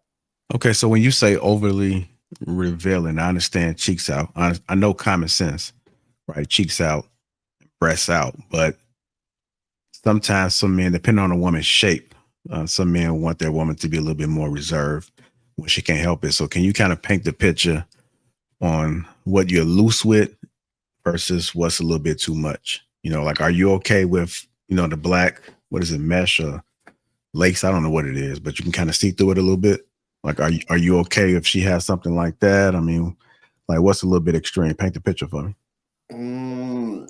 I think the mesh, I get what you're saying. It has to still be tasteful. It has to be covered up. I'm conservative in that area. I'd say if she wanted to maybe get a little jazzy with her makeup, that'd probably be like, all right, cool. Maybe some shimmer and stuff. Because I'm pretty simple. Like, she's naturally beautiful. I don't like the extras, but I get it. Like, women need a little bit more extra sorts. But if it's showing any overly pronounced areas that don't need to be highlighted, yeah, I don't care where we at. We not going. She already knows that though. Like, so I don't compromise in that arena. It's just not necessary. It's just a different time. Let me show y'all. This picture is like. Make sure it's not nothing crazy now, DJ. No, it's my picture. It's a picture of me in my younger yesteryears, back in the day, like 15 years plus ago.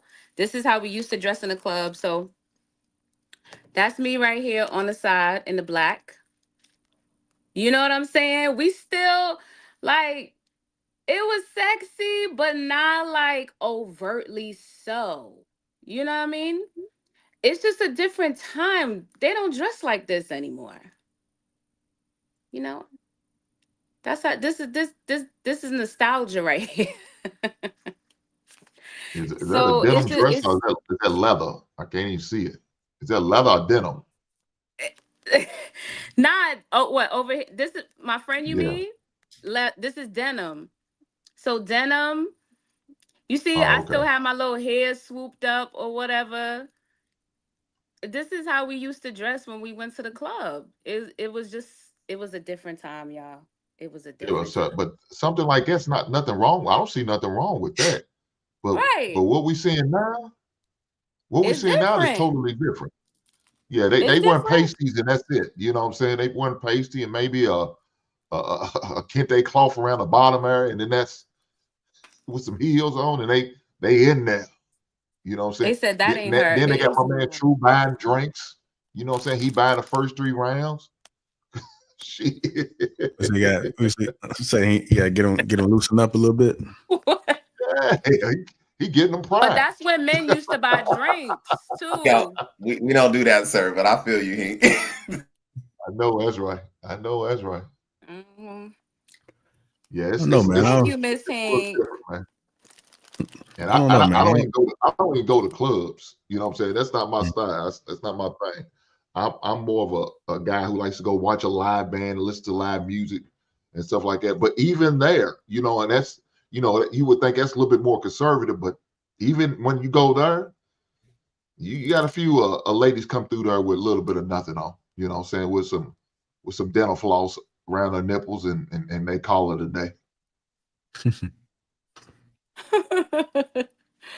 You know what? It's just a different. I try not to judge people in these times based off of the times I came up on, because it's just different times.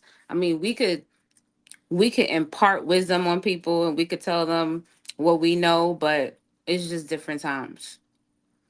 It is. It's the same thing for me as a DJ. Even as a DJ, I listen to the music and I'm like, the fuck is this? But I have to take everything with a grain of salt because it's just not my time. It's just a different time. Everything is not gonna always be as relatable as we like it to be as we get up there in age. Bang. What happened, JR? No, that's that cheap Keith. They said I had. They said drop. he said I had the shortest top and the shortest skirt. You know what? Y'all ain't never gonna be. It is what it is. I don't know, man. I don't see nothing wrong with women dressing a little sexy, man. Yeah, I mean, let's not get too crazy now. Hold on. I mean, I don't. I mean, I've had guys that have like bought me sexy outfits, so I think that, you know, to each his own. You know what I mean? Do you think that they were buying things to be suggestive? Like, I want to see you dress sexier? No, because it fell right in line with something that I would already wear, right? So I just think that some men are very secure in that area. Like, some men genuinely don't care. Like, if you look good to them, now if it gets so far, now okay, but like, I've had guys that are like, nah, you look good, you look great. Like, I literally am like, is this okay? And they're like, you look great. So I think to each his own. I think there's nothing wrong with being a little sexy for your man. Yeah, I'm not going for everything, but I'm just saying. I mean, if we dressing up, we stepping out. I don't see nothing wrong with looking a little sexy. You know? Yeah, I mean, okay. Let me ask the men this: don't you think it's a good thing if your woman is still turning heads? Isn't that a good thing? Yeah, but I mean, but to be honest, I mean, men turn heads. If they don't looking, I don't want her. Turn heads out without showing everything off. Look. To me, a sexy woman is one who don't have to show everything. To me, that's my opinion. Like I said, I don't mind you women dressing sexy because you don't belong to me. You're not on my cover, so I care less.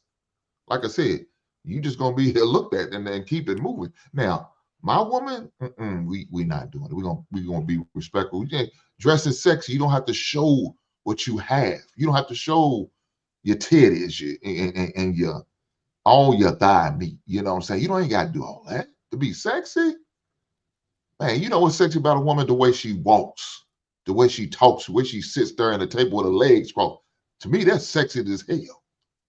A woman wearing some glasses, you know what I'm saying, look like she's educated. That to me, that's sex. You know what I'm saying? That to me, my opinion. Hey Hank. Yes, hey sir. Hank, like when she wear that low heel like this, is that sexy too? Ah, hell yeah. Come They on. look kitten heel. They look kitten heel. Yes. Man, matter Not of fact, the as soon Kitten as I Hill, get off, I Aisha. might tell the wife to Don't put do some on right now with her glasses on. Huh? Baby, get ready. Y'all got some shit going on over there. Let's say that role playing, huh? So I went out on a date with my man last week, and we were sitting there eating, and there was a lot of women that were scantily clad, and I was like, wow, there's a lot of beautiful women in here tonight, whatever. And he was just like, they just doing too much. They just doing too much. And I'm just like, yeah, so hey, to each his own. But I think, you know, there are some men that don't respond well to it. They don't like women that are attention grabbers. And there are some men that like that. They like flashy women, just like there are some women that like flashy men. They like men that have on, you know, the big flashy car and the flashy Rolex and the this the da, da, da, da, da. And then there's some women that just want their men to be more subdued with it and more chill with it, you know. Okay, I don't need to see, your diamond bezel, and you don't need to pull up in the Ghost Phantom. Like some women just feel like that's tacky, that's loud. I want to be, more calm with it. I want a man that's doesn't need that type of gratification or attention. I had a friend that asked me the other day. She said, "Do you think that all of the good men are outside or inside?" And I had to think about that, because I actually think a lot of the good men are inside. Because think about the man that's in the club or the lounge every weekend. That's like a man's flashiness. They go to the club, they buy the bottles, they want the sparklers, the signs, the attention. Men are can be hoes in their own right too. They could be flashy in their own right too. So it just depends on what you like, what you I just think into, it, what you looking for. I just think it all depends on where you're going. I mean, when you mention that as a reference, I think that's probably the wrong place. But like men outside, Right. but they're doing things that don't align with uh like 3 or 4 cultures, so to speak. I think there are some men that can be in the club that can be presentable. Maybe they might be celebrating somebody's birthday, not their place of choice.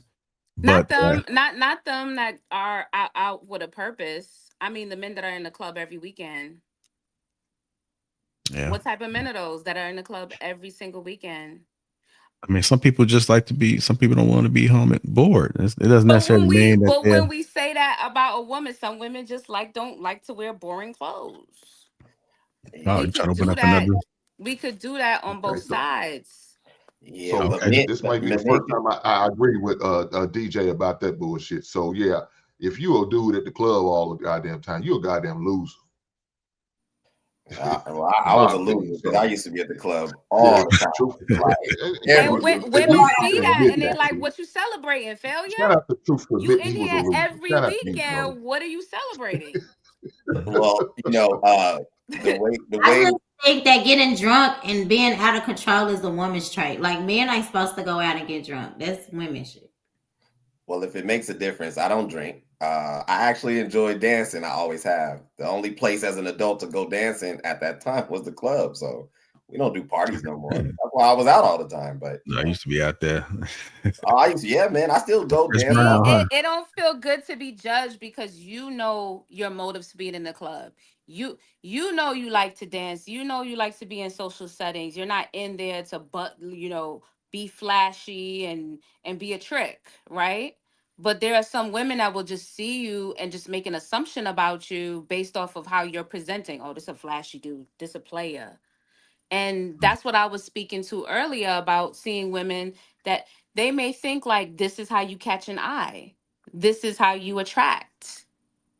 I have another side to me, So it really just depends. And I think just making flash judgments about people and not taking a closer look, I think sometimes it could be a mistake. Sometimes. The only equivalent I can make of that to this example is being in that environment. People always thought I was drinking, but they never thought it from a sexual place. That's the only difference I see. When a woman out in that environment, a regular, by default, you're just gonna get marked as, she gets around, even if she may not. And it's unfortunate. It's just one of those things. But I can overwhelmingly tell you, every time I go to the bar and order juice, even the bartenders was like, "Oh, you drive?" And I'm like, "Yeah, I drive, but I don't drink." So, like, give me my cranberry juice and don't judge me. Like, thank you. Yeah, I mean, he don't drink it. He don't drink it either. So That's what's up.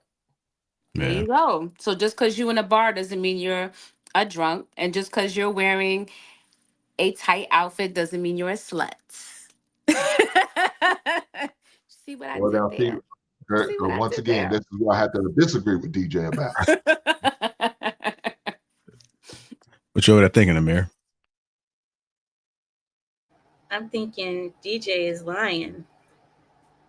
DJ said, because you're in a bar doesn't make you a drunk, which is okay, true. But she said if you dress a certain way, it doesn't make you a slut. I don't know. Because oh man. There's not, I don't know. Because girls that you see who dress like that, you don't see girls who are shy. If a girl is shy and sweet and innocent or something, she's not gonna dress like that. She just won't. I still don't believe that there's women who are shy and innocent who just dress with their stuff hanging out. I'll never believe that, no matter how many times it's told. You must have never met a hoe because hoes be shy. They be real shy. A hoe is shy? They be real shy. They be nice too, sweet. You know what I'm saying? Hey, Aisha, can you? Them church hoes. Hold on, y'all. Them church hoes are dangerous, baby. Yeah, can Don't y'all get break it that? fucked up. Can y'all break that down when y'all say shy? What does that look Aisha, like? please stop.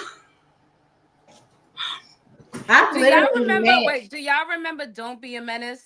That scene where he, when the girl she had the turtleneck up to here with the bow, and she was like, "I usually don't do this."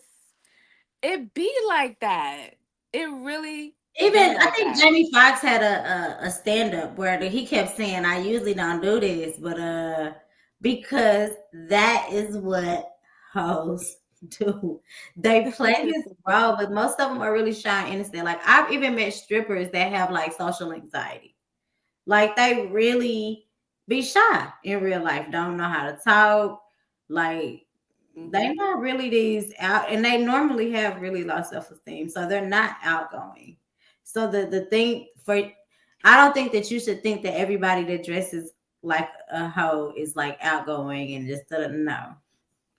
They be shy and they be kind, and that's how they get. But Aisha, they may be shy when it comes to conversation. Use that mouth, but they use that mouth for other things. I promise you that. What they use the mouth for? Well, we ain't got to go into details, but we're gonna just leave it to our imagination. Listen, I don't know. I think people get fooled all the time, but I think that's because we're women, so we're closer to it, and we really know the bodies that these women be really catching in real life. Y'all just know what they tell you. We know what's actually going on.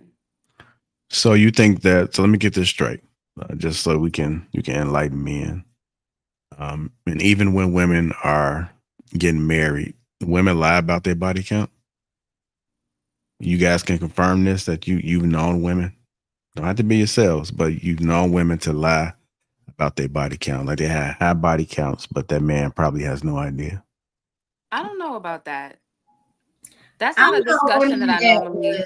I don't know about the whole like the man asked them, because I don't know if men. So then what did y'all mean when y'all said that, I don't that the know men have no idea then? Because y'all was speaking, and I'm like, Meaning damn, really? about how how many have you slept with, but I know women that, I mean, these are probably too, but you know women that was hoes and they married, kids, husband don't even would never even think to know. You know what I'm saying? She had a whole nother life back then. Why are you smiling so big about that, Aisha? You just smiling Yeah, a little too much. I be low key happy for him. You know what I'm saying? So Lord Jesus. But y'all be reform hoes too getting married. So why y'all get a pass? You gotta let hoes is hoes.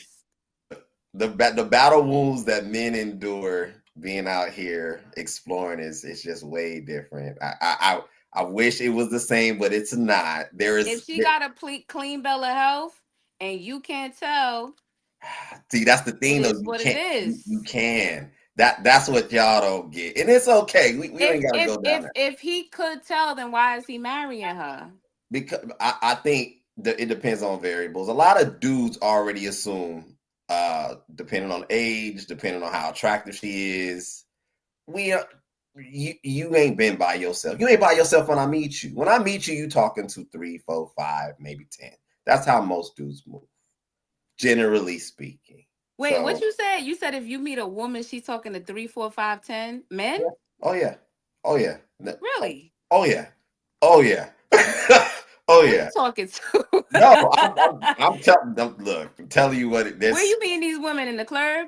No, they're just. I'm just trying to see who has time to talk to that many people. Well, I think we should probably have him clarify or elaborate on talking. Like, is it that she has access? Is it that she's entertaining? Is it that she's smashing? Like, what do you mean by? I safely assume and even confirm from some of my friends that are females, they tend to have about 5 guys around at a time. There's one they really, really like, and he's the closest to the boyfriend. The other 4, they play their role. The attention, time, whatever it may be. And then if you meet her, now she's trying to figure out who she gonna boot off the roster. And depending on how you perform, she may get rid of the roster. Like, this is most girls. I don't know. Is this new information? Yeah, I'm clutching my pearls, honey. What? No, I've never heard. That's a little different. You know, when I'm clutching my pearls, it's a little much. See, I never heard of anybody.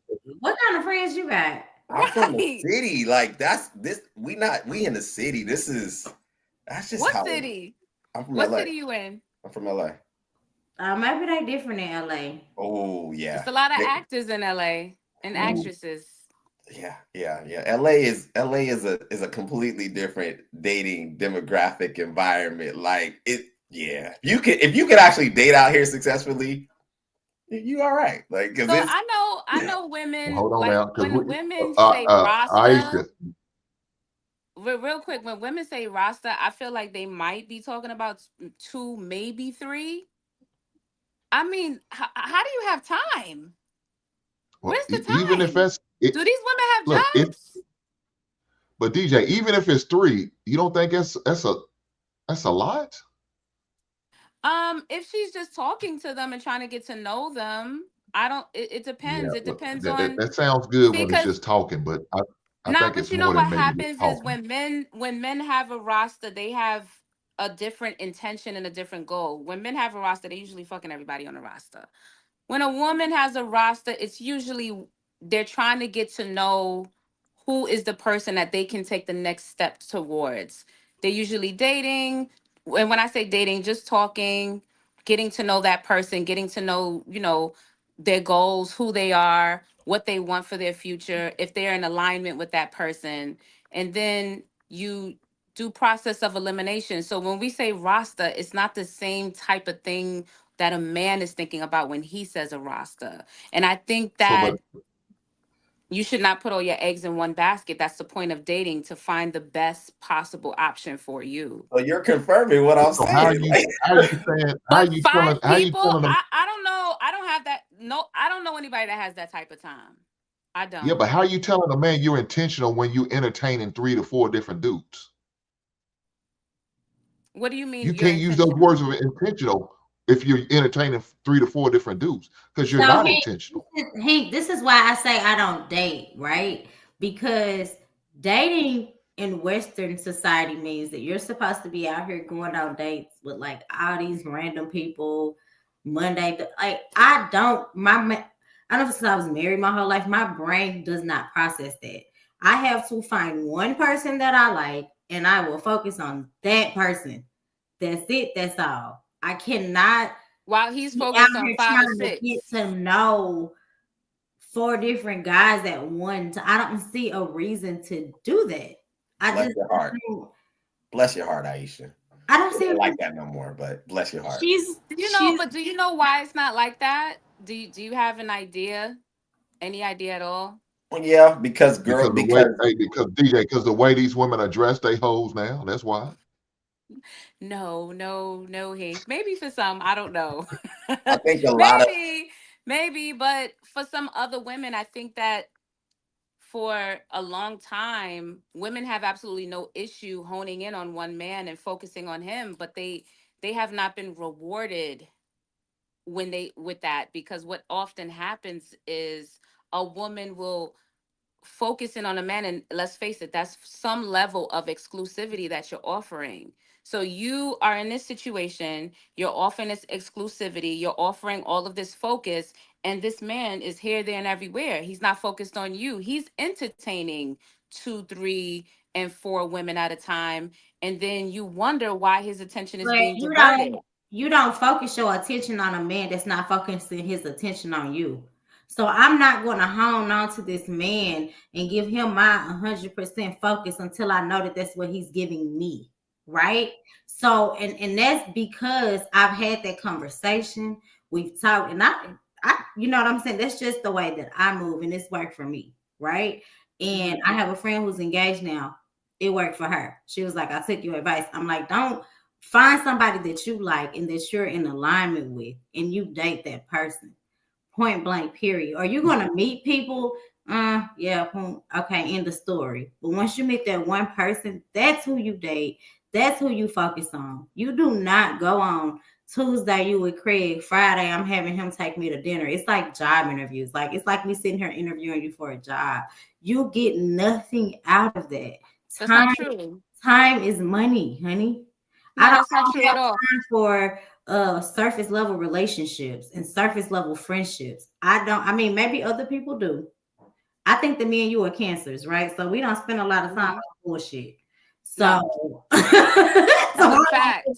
Like, but think about it. Like, I have a power of discernment, so I can tell. Like, I don't like him. He's not for me. Like, it don't take long. It don't take long. So my thing is, okay. How do you know that this man is even deserving of your focus until you date them? So let's say you meet, let's say you're like, all right, I'm on the mark, I'm out here, I want to see what's out there, and you meet 1 or 2 guys or whatever, and you're not sure who you like because you don't know these people. You don't know these people. So to me, I just don't do that. I don't know. I just focus my time on one person. You're focusing your time on somebody that didn't earn your exclusivity, though. But that's in your opinion, right? You don't know what the person yes, it is for me to earn my exclusivity, right? You don't know what that looks like for me. You know what I mean? Because it's certain things that are going to happen for me to even get to that level. Now, do I meet guys and then they get my number, but it's quick for me to say, I'm going to know within the first day or 2. I'm not going to go on a first date with you. I'm not going to. It's a lot of things have to happen for me to want to do that. Maybe that's why I'm still chilling. You know what I'm saying? Because let me ask you this: what if you go on a first date, right, with a guy, and the date is lukewarm? You're not sure. You don't know. And then another guy expressed interest. Are you going to just keep dating that guy until it? Or are you going to say, okay, I'll accept a date with this other guy. You just started dating. You just went on one date with this guy. And now you run into somebody like, hey, you're beautiful. I'd like to take you out on a date. For me, it's stages to dating, right? First of all, you have to court me. I don't go on a date with somebody that's lukewarm. Like, it's just certain things about me and about my spirit. Like, you damn near got to set a spark in me, right? So I don't really go on these, and I normally don't date people that I haven't been friends with. Every single relationship that I've had in my life, we were friends first. Every single relationship. So I don't meaningless date. I don't date just to date. We're going to get to know each other. We're going to be friends. And then we're going to get to the level where we're starting to go take each other out and spend time as dating. My last relationship, it's always been like that. So I don't know. I don't even know if I know how to just randomly go out. Has that worked out? It has. To me, it has. To me, that's the better way of doing things, because I don't want to necessarily give my energy to people unless, you know what I'm saying? I don't like to keep jumping in the pot and giving my energy to people, and I don't really want to know you. How do you guys determine if you interview somebody, let's say you're interviewing somebody, how would you know that they're the best candidate if you only interview one person? Because I know, because I've done that. I've interviewed someone and said, "You got the job." I don't You need. just I'll say I don't need to you interview. just know, baby. I feel you. I'll say I don't need to interview anyone else. You know. I did have a question. How do you guys determine if it's worked out or not? Like, what's the deciding factor if it's worked out? If the relationship is successful, is it an end goal? Like, what does that mean when you say it worked out? To me, I mean, depending on who you are, some people don't believe in marriage or whatever. So I feel like the end goal would be marriage or a committed relationship. Depending on who you are, I don't know, what other people's end goal would be. But I also don't think just because you don't spend the rest of your life with somebody that made the situation bad or it mean that it wasn't worth it. I just think that sometimes it's just life lessons and you move on to who you're supposed to be with. But I mean, I digress. I want to ask DJ a question, please, before you continue. Go ahead. DJ, you said you're the dating thing. My question that I've always had about this dating scene, because I'm ignorant about it, so forgive me. When you are dating and you say you have more than one man that you're looking at because you're not going to waste your time on one because he could be talking to other women, if you are going out with one man and then let's assume he actually likes you, he felt a connection with you, but you have a date scheduled with another guy the next day and you go out on that date because you're not flaky and you go out. Let's say the same guy from yesterday saw you today out with another guy. That guy who may have had attraction to you, do you think that he's going to take you equally as serious, or he's going to put you down a notch or two or maybe five and put you down to a what they call smash dash? They're going to put you in the smash dash compartment because he saw that you are not serious with him. You are out with other men. What has he done to earn seriousness? I mean, let's say he likes you, so he's on his way to earning that. But if he sees that you're not serious, saying you like somebody and showing them is two different things. Has he had a conversation with me about, hey, I really like you, I would like to exclusively date you? That's a conversation, because I'm going to be honest with you, Amira, these men out here, if they don't have a conversation with you, if they have not verbalized it, you can forget about it, baby. You can forget about it. They have to verbalize to me. Men are verbal. When they want something, they say it. There are men out here that will live with a woman. They will have kids with her, cohabitate with her, everything under the sun. And then you find out he's sleeping with somebody else and he says, I didn't tell you that we were together. It happens every day. Every day. So if he wants to, as they say, if he liked it, he would have put a ring on it. Yeah. He put a ring on it. He liked it. If he doesn't like it, he's not going to take action and he's not going to verbalize. So I like men of action. If you want exclusivity from me, you have to be a man and say, I like you. I would like to date you exclusively. That way I know it's mutual. Right? Now, it has to be mutual. Yeah.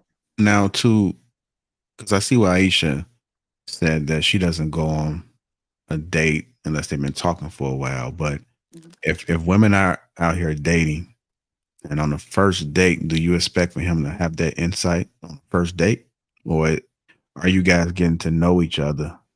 So, and my date is that I'm going to get to know you before then. Right. I got you. But this was just more to DJ's point when she says that if he doesn't express, I want to be exclusive with you, like, how would he know that if it's the first date? I think that, and then to Amira's point, if that guy was to see you, or maybe his body language, or maybe your body language, or you may subconsciously not even realize that you're not giving him your undivided attention because you're entertaining other people. So, like, where do you draw the line? Most men know they're going to have to turn up the heat.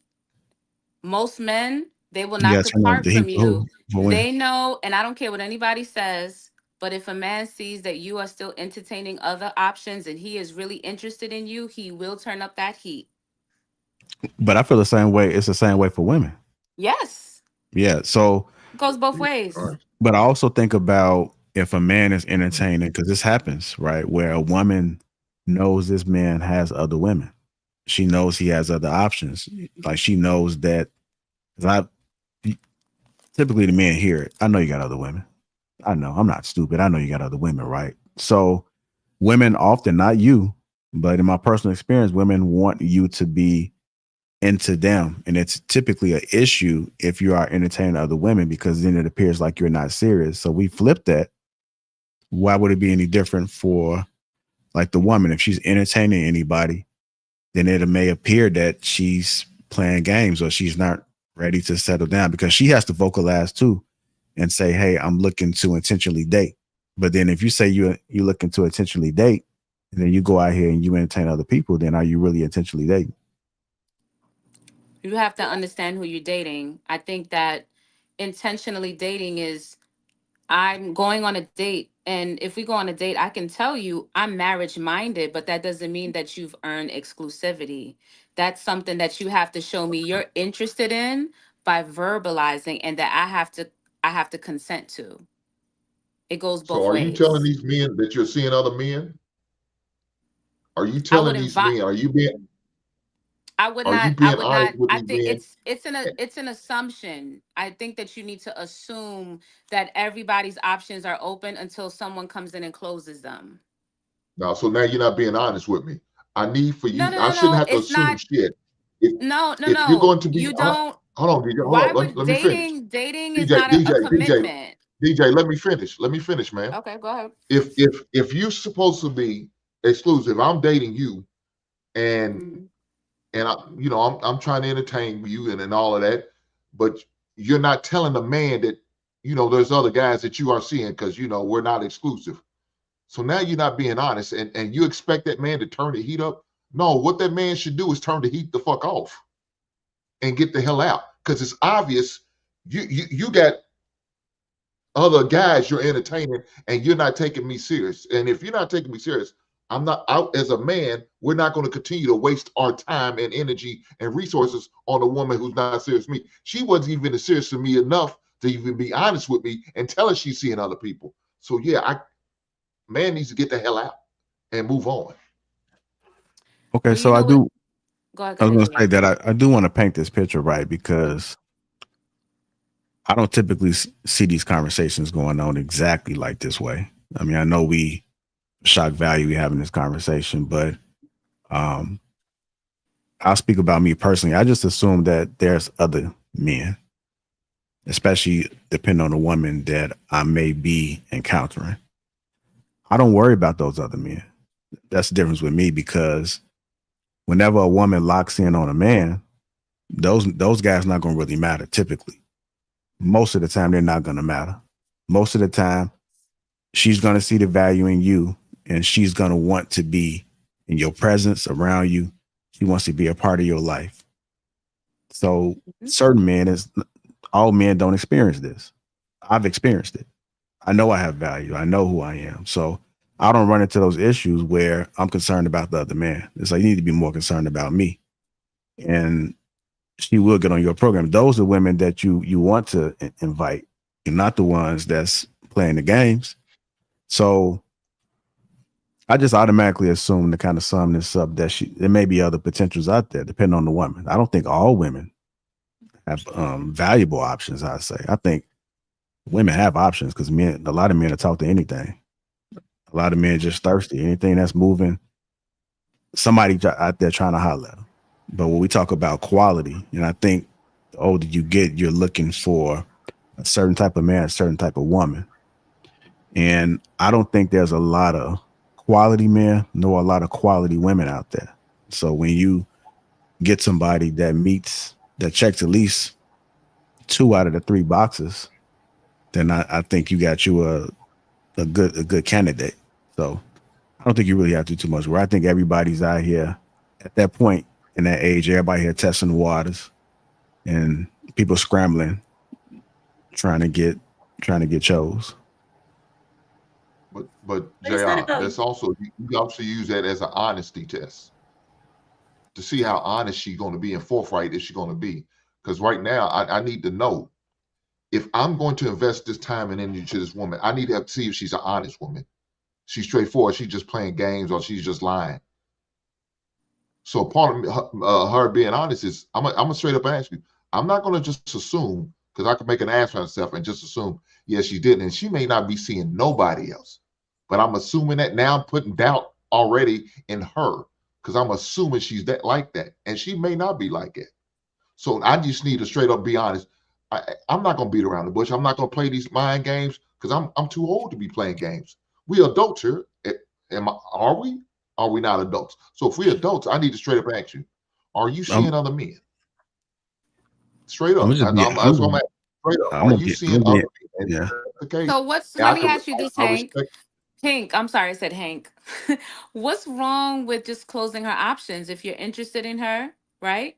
And you see, I guess after one date that's somebody you want to date exclusively. What's wrong with just verbalizing that and saying, hey, I don't know if you are dating anyone, but I want to let you know I'm not seeing anyone else. Because I would like to focus on you. Is that something that you would like to do? And So you go you're from doing there.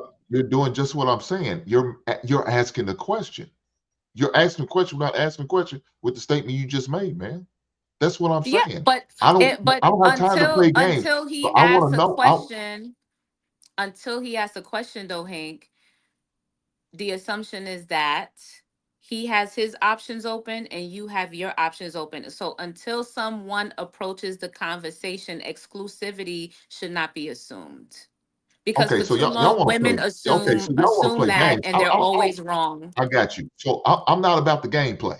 I'm gonna straight up ask you. Like I said before, by the third date, I'm gonna know if your credit score. That's what Okay, I'm you a about. serious I'm about man. getting the Nothing wrong with answers. that. I'm not trying to beat around the bush with you. I'm not trying to play games. Now, if I just want to fuck on you, then that's cool too. I'm gonna say, yeah, you see who you want to. I'm just gonna keep knocking you down. That's cool. Hey, Hank, I think you got to understand too, though. Some of the questions I really answered in the responses and how they move. I mean, you can really kind of get an idea of that. So sometimes you can ask a woman and she still might not tell you the truth. So you can ask them straight up. It don't necessarily mean you're gonna get the truth, but you got to pay attention to other variables with that woman to determine who she really is. There are some women that will be honest. There are some women that will be upfront with you, but then you got some that won't. So I think you got to be able to read that person and just collect data. And that's why you sit down, you have conversations, you listen. You may ask a question like, when the last time you went on a date? She may say last week. That's probably a sign that she probably may be dating. So people will tell you anything. People tell you what you want to hear, but you have to be mindful of all possibilities when you're vetting. And then when you got a good one, you ain't got to question it because she's gonna already told you. She may not have verbalized and told you like, hey, I'm not dating nobody. You may just know that every time y'all talk, she seemed to be in the house or at work. And that's really kind of answering your question right there. Like she don't really go nowhere. Or she may be calling you trying to ask and see what you got going on. Hey, what you doing this weekend? And you've been noticing the pattern and she just been asking that often during her free time.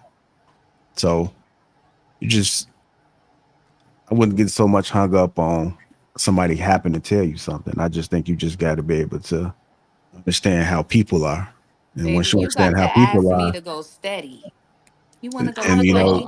like if you was dating, like if you was out there, let's say hypothetically, you was out there dating DJ might not be the person. She ain't gonna work with you. You gonna already know already because she's gonna present herself to be difficult to you, and you're gonna be like, I ain't got time for it. And you're gonna see them signs, and you ain't gonna go too far with it. But then there might be somebody like Mrs. Hink, a little bit more reserved, a little bit more mild mannered, and she might be your flavor right there. And then you put a ring on it. So I just think people just be people, and I think we overcomplicate dating. A lot of things present itself that you just got to believe what you see. Sometimes we see things and we see the flags on both sides, and then we just still deep dive into it because we are here. It just has some folks out. We have to learn the hard way sometimes. JR, let me ask one more question before There's you an old finish. saying that trust but verify. So that's the motto I live by. I trust, but I'm gonna verify what you're saying is true. So we're gonna have multiple conversations on the phone, and I'm gonna see what you're saying, and then I'm gonna bring up that same conversation 2 days later on the date and see if the answer is gonna change or it's gonna be consistent. Man, And I if don't I always sit work. here, you said what? So I was saying that don't always work, man. I mean, you got to think about because men do it too. You know, men For sure. men be keeping up with they what they last sometimes. I mean, you may slip up the crack every now and then, but you got some people that's really mastered it. I definitely agree with that, but that's why I say that and I do it because it's what I've done. Shit. Look, I wouldn't always save and sanctify, filled with the Holy Ghost and the Holy Spirit. I promise you I would. So I do what I do, but I ask for questions because I know what I did. So yeah, I got you, Hank. Go ahead, Amir. You got a question? My last question, I think you're trying to close out, but my last question is to the ladies and I guess to the men. If you see a woman out with multiple men, let's say you see it, does that woman appear to be more of a hot commodity to you? Do you believe that a woman is seen as more of a hot commodity if she is seen with multiple men? No, I don't think she's a commodity. I mean, I just think she just may be highly attractive, and that's the reason why she has people around her. But then I also think there's a reason why she's allowing these people to be around her as well. So I think there's two things that can happen at the same time. I can't really say who she is until I'm put in that situation, but I just probably say she like to be outside. She like to entertain. You know, she like to be around. But it all depends on what she got going on. You know, if she's a party promoter, if she's DJing, if she, maybe she's some type of got a little status or something like that. Maybe, I don't know, man. It just all depends on the situation. But typically, if I just seen that, to answer your question, I wouldn't say she's straight up a hot commodity. A hot commodity to me may look like somebody that may be a little bit more reserved, somebody that's not outside. That may be what's hot commodity to me, but that's just me. I think that being highly desirable and entertaining a few options is not the same as being flighty and allowing everyone to have accessibility to you. I think controlling accessibility is an important trait when you're dating. That's a huge thing when you're dating. Even with the men that you're dating, everyone shouldn't have full access to you. Meaning, if you're going on a first date, you shouldn't be going to his house. You shouldn't be sleeping over every weekend and playing house. Some women are so too accessible to the men that they're dating. So even within that frame, you have to be careful. So I don't think it's just about a woman. If a woman is out and she is dating, I don't think there's anything wrong with her dating and entertaining options. But I think that she should also be mindful of the manner in which she's entertaining the options, whom she's entertaining options with. I think that she has to be discerning and she has to be mindful. But I don't think that because she's going on a date with one person here this week and maybe another person there this week, she is going through, okay, who is the best person for me? It doesn't mean she's catching bodies and she's sticking her tongue down every man's throat and she's out holding court with 3-4 men at a table. Hey guys, don't all come at me at once. It's not like that. She's going on dates and she's trying to figure out who is the best, because choosing a partner is a pivotal thing in your life. It can make or break you. It can destroy you or build you up. So I think men and women should make sure that when they're in the dating stage, that you actually date. That's what dating is about. Entertaining options and seeing who's out there and what they're about, and if you guys align, and then seeing, it's kind of like, okay, we moving on to the next stage. This man is not going to move on to the next stage with me. I'd like to see this man more often. This man is not somebody I'm going to call back. A lot of people don't even make it past the first date. They don't. So, it's not so much about dating. It's about how you're dating and whom you're dating and why you're dating them.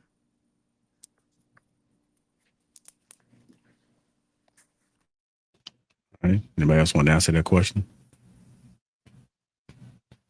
Okay, was your question answered, Amir? A little bit of insight. Yeah, I like that. I got it from a man and a woman. Okay.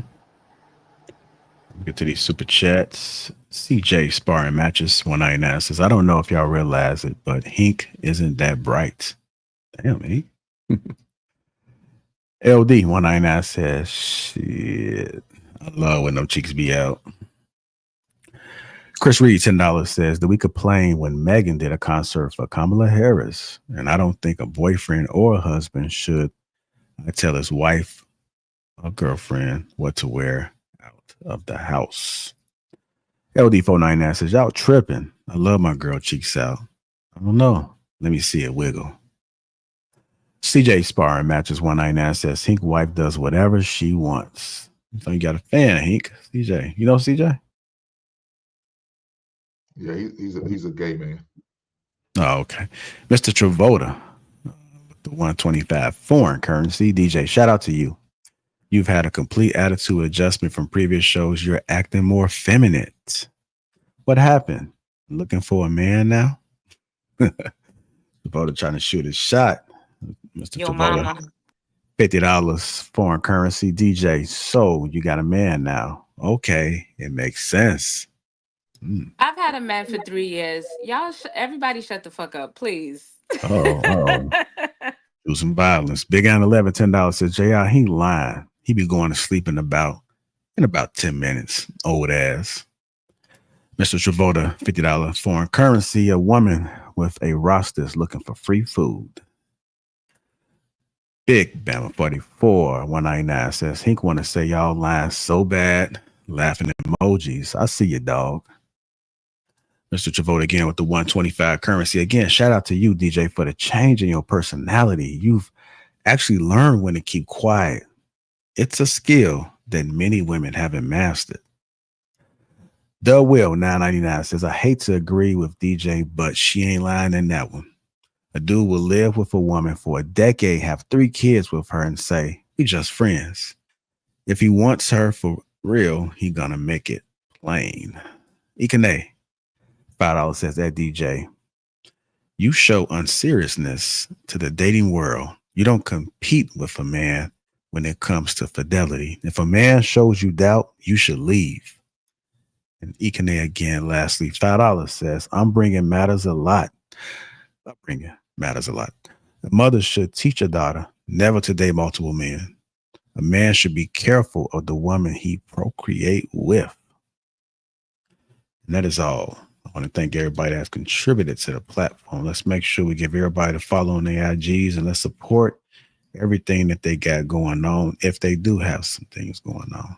I want to thank everybody that's tuned in tonight. Thursday show is tomorrow. Y'all make sure y'all tap in and that and catch us next Wednesday on the Wednesday show. Until next time.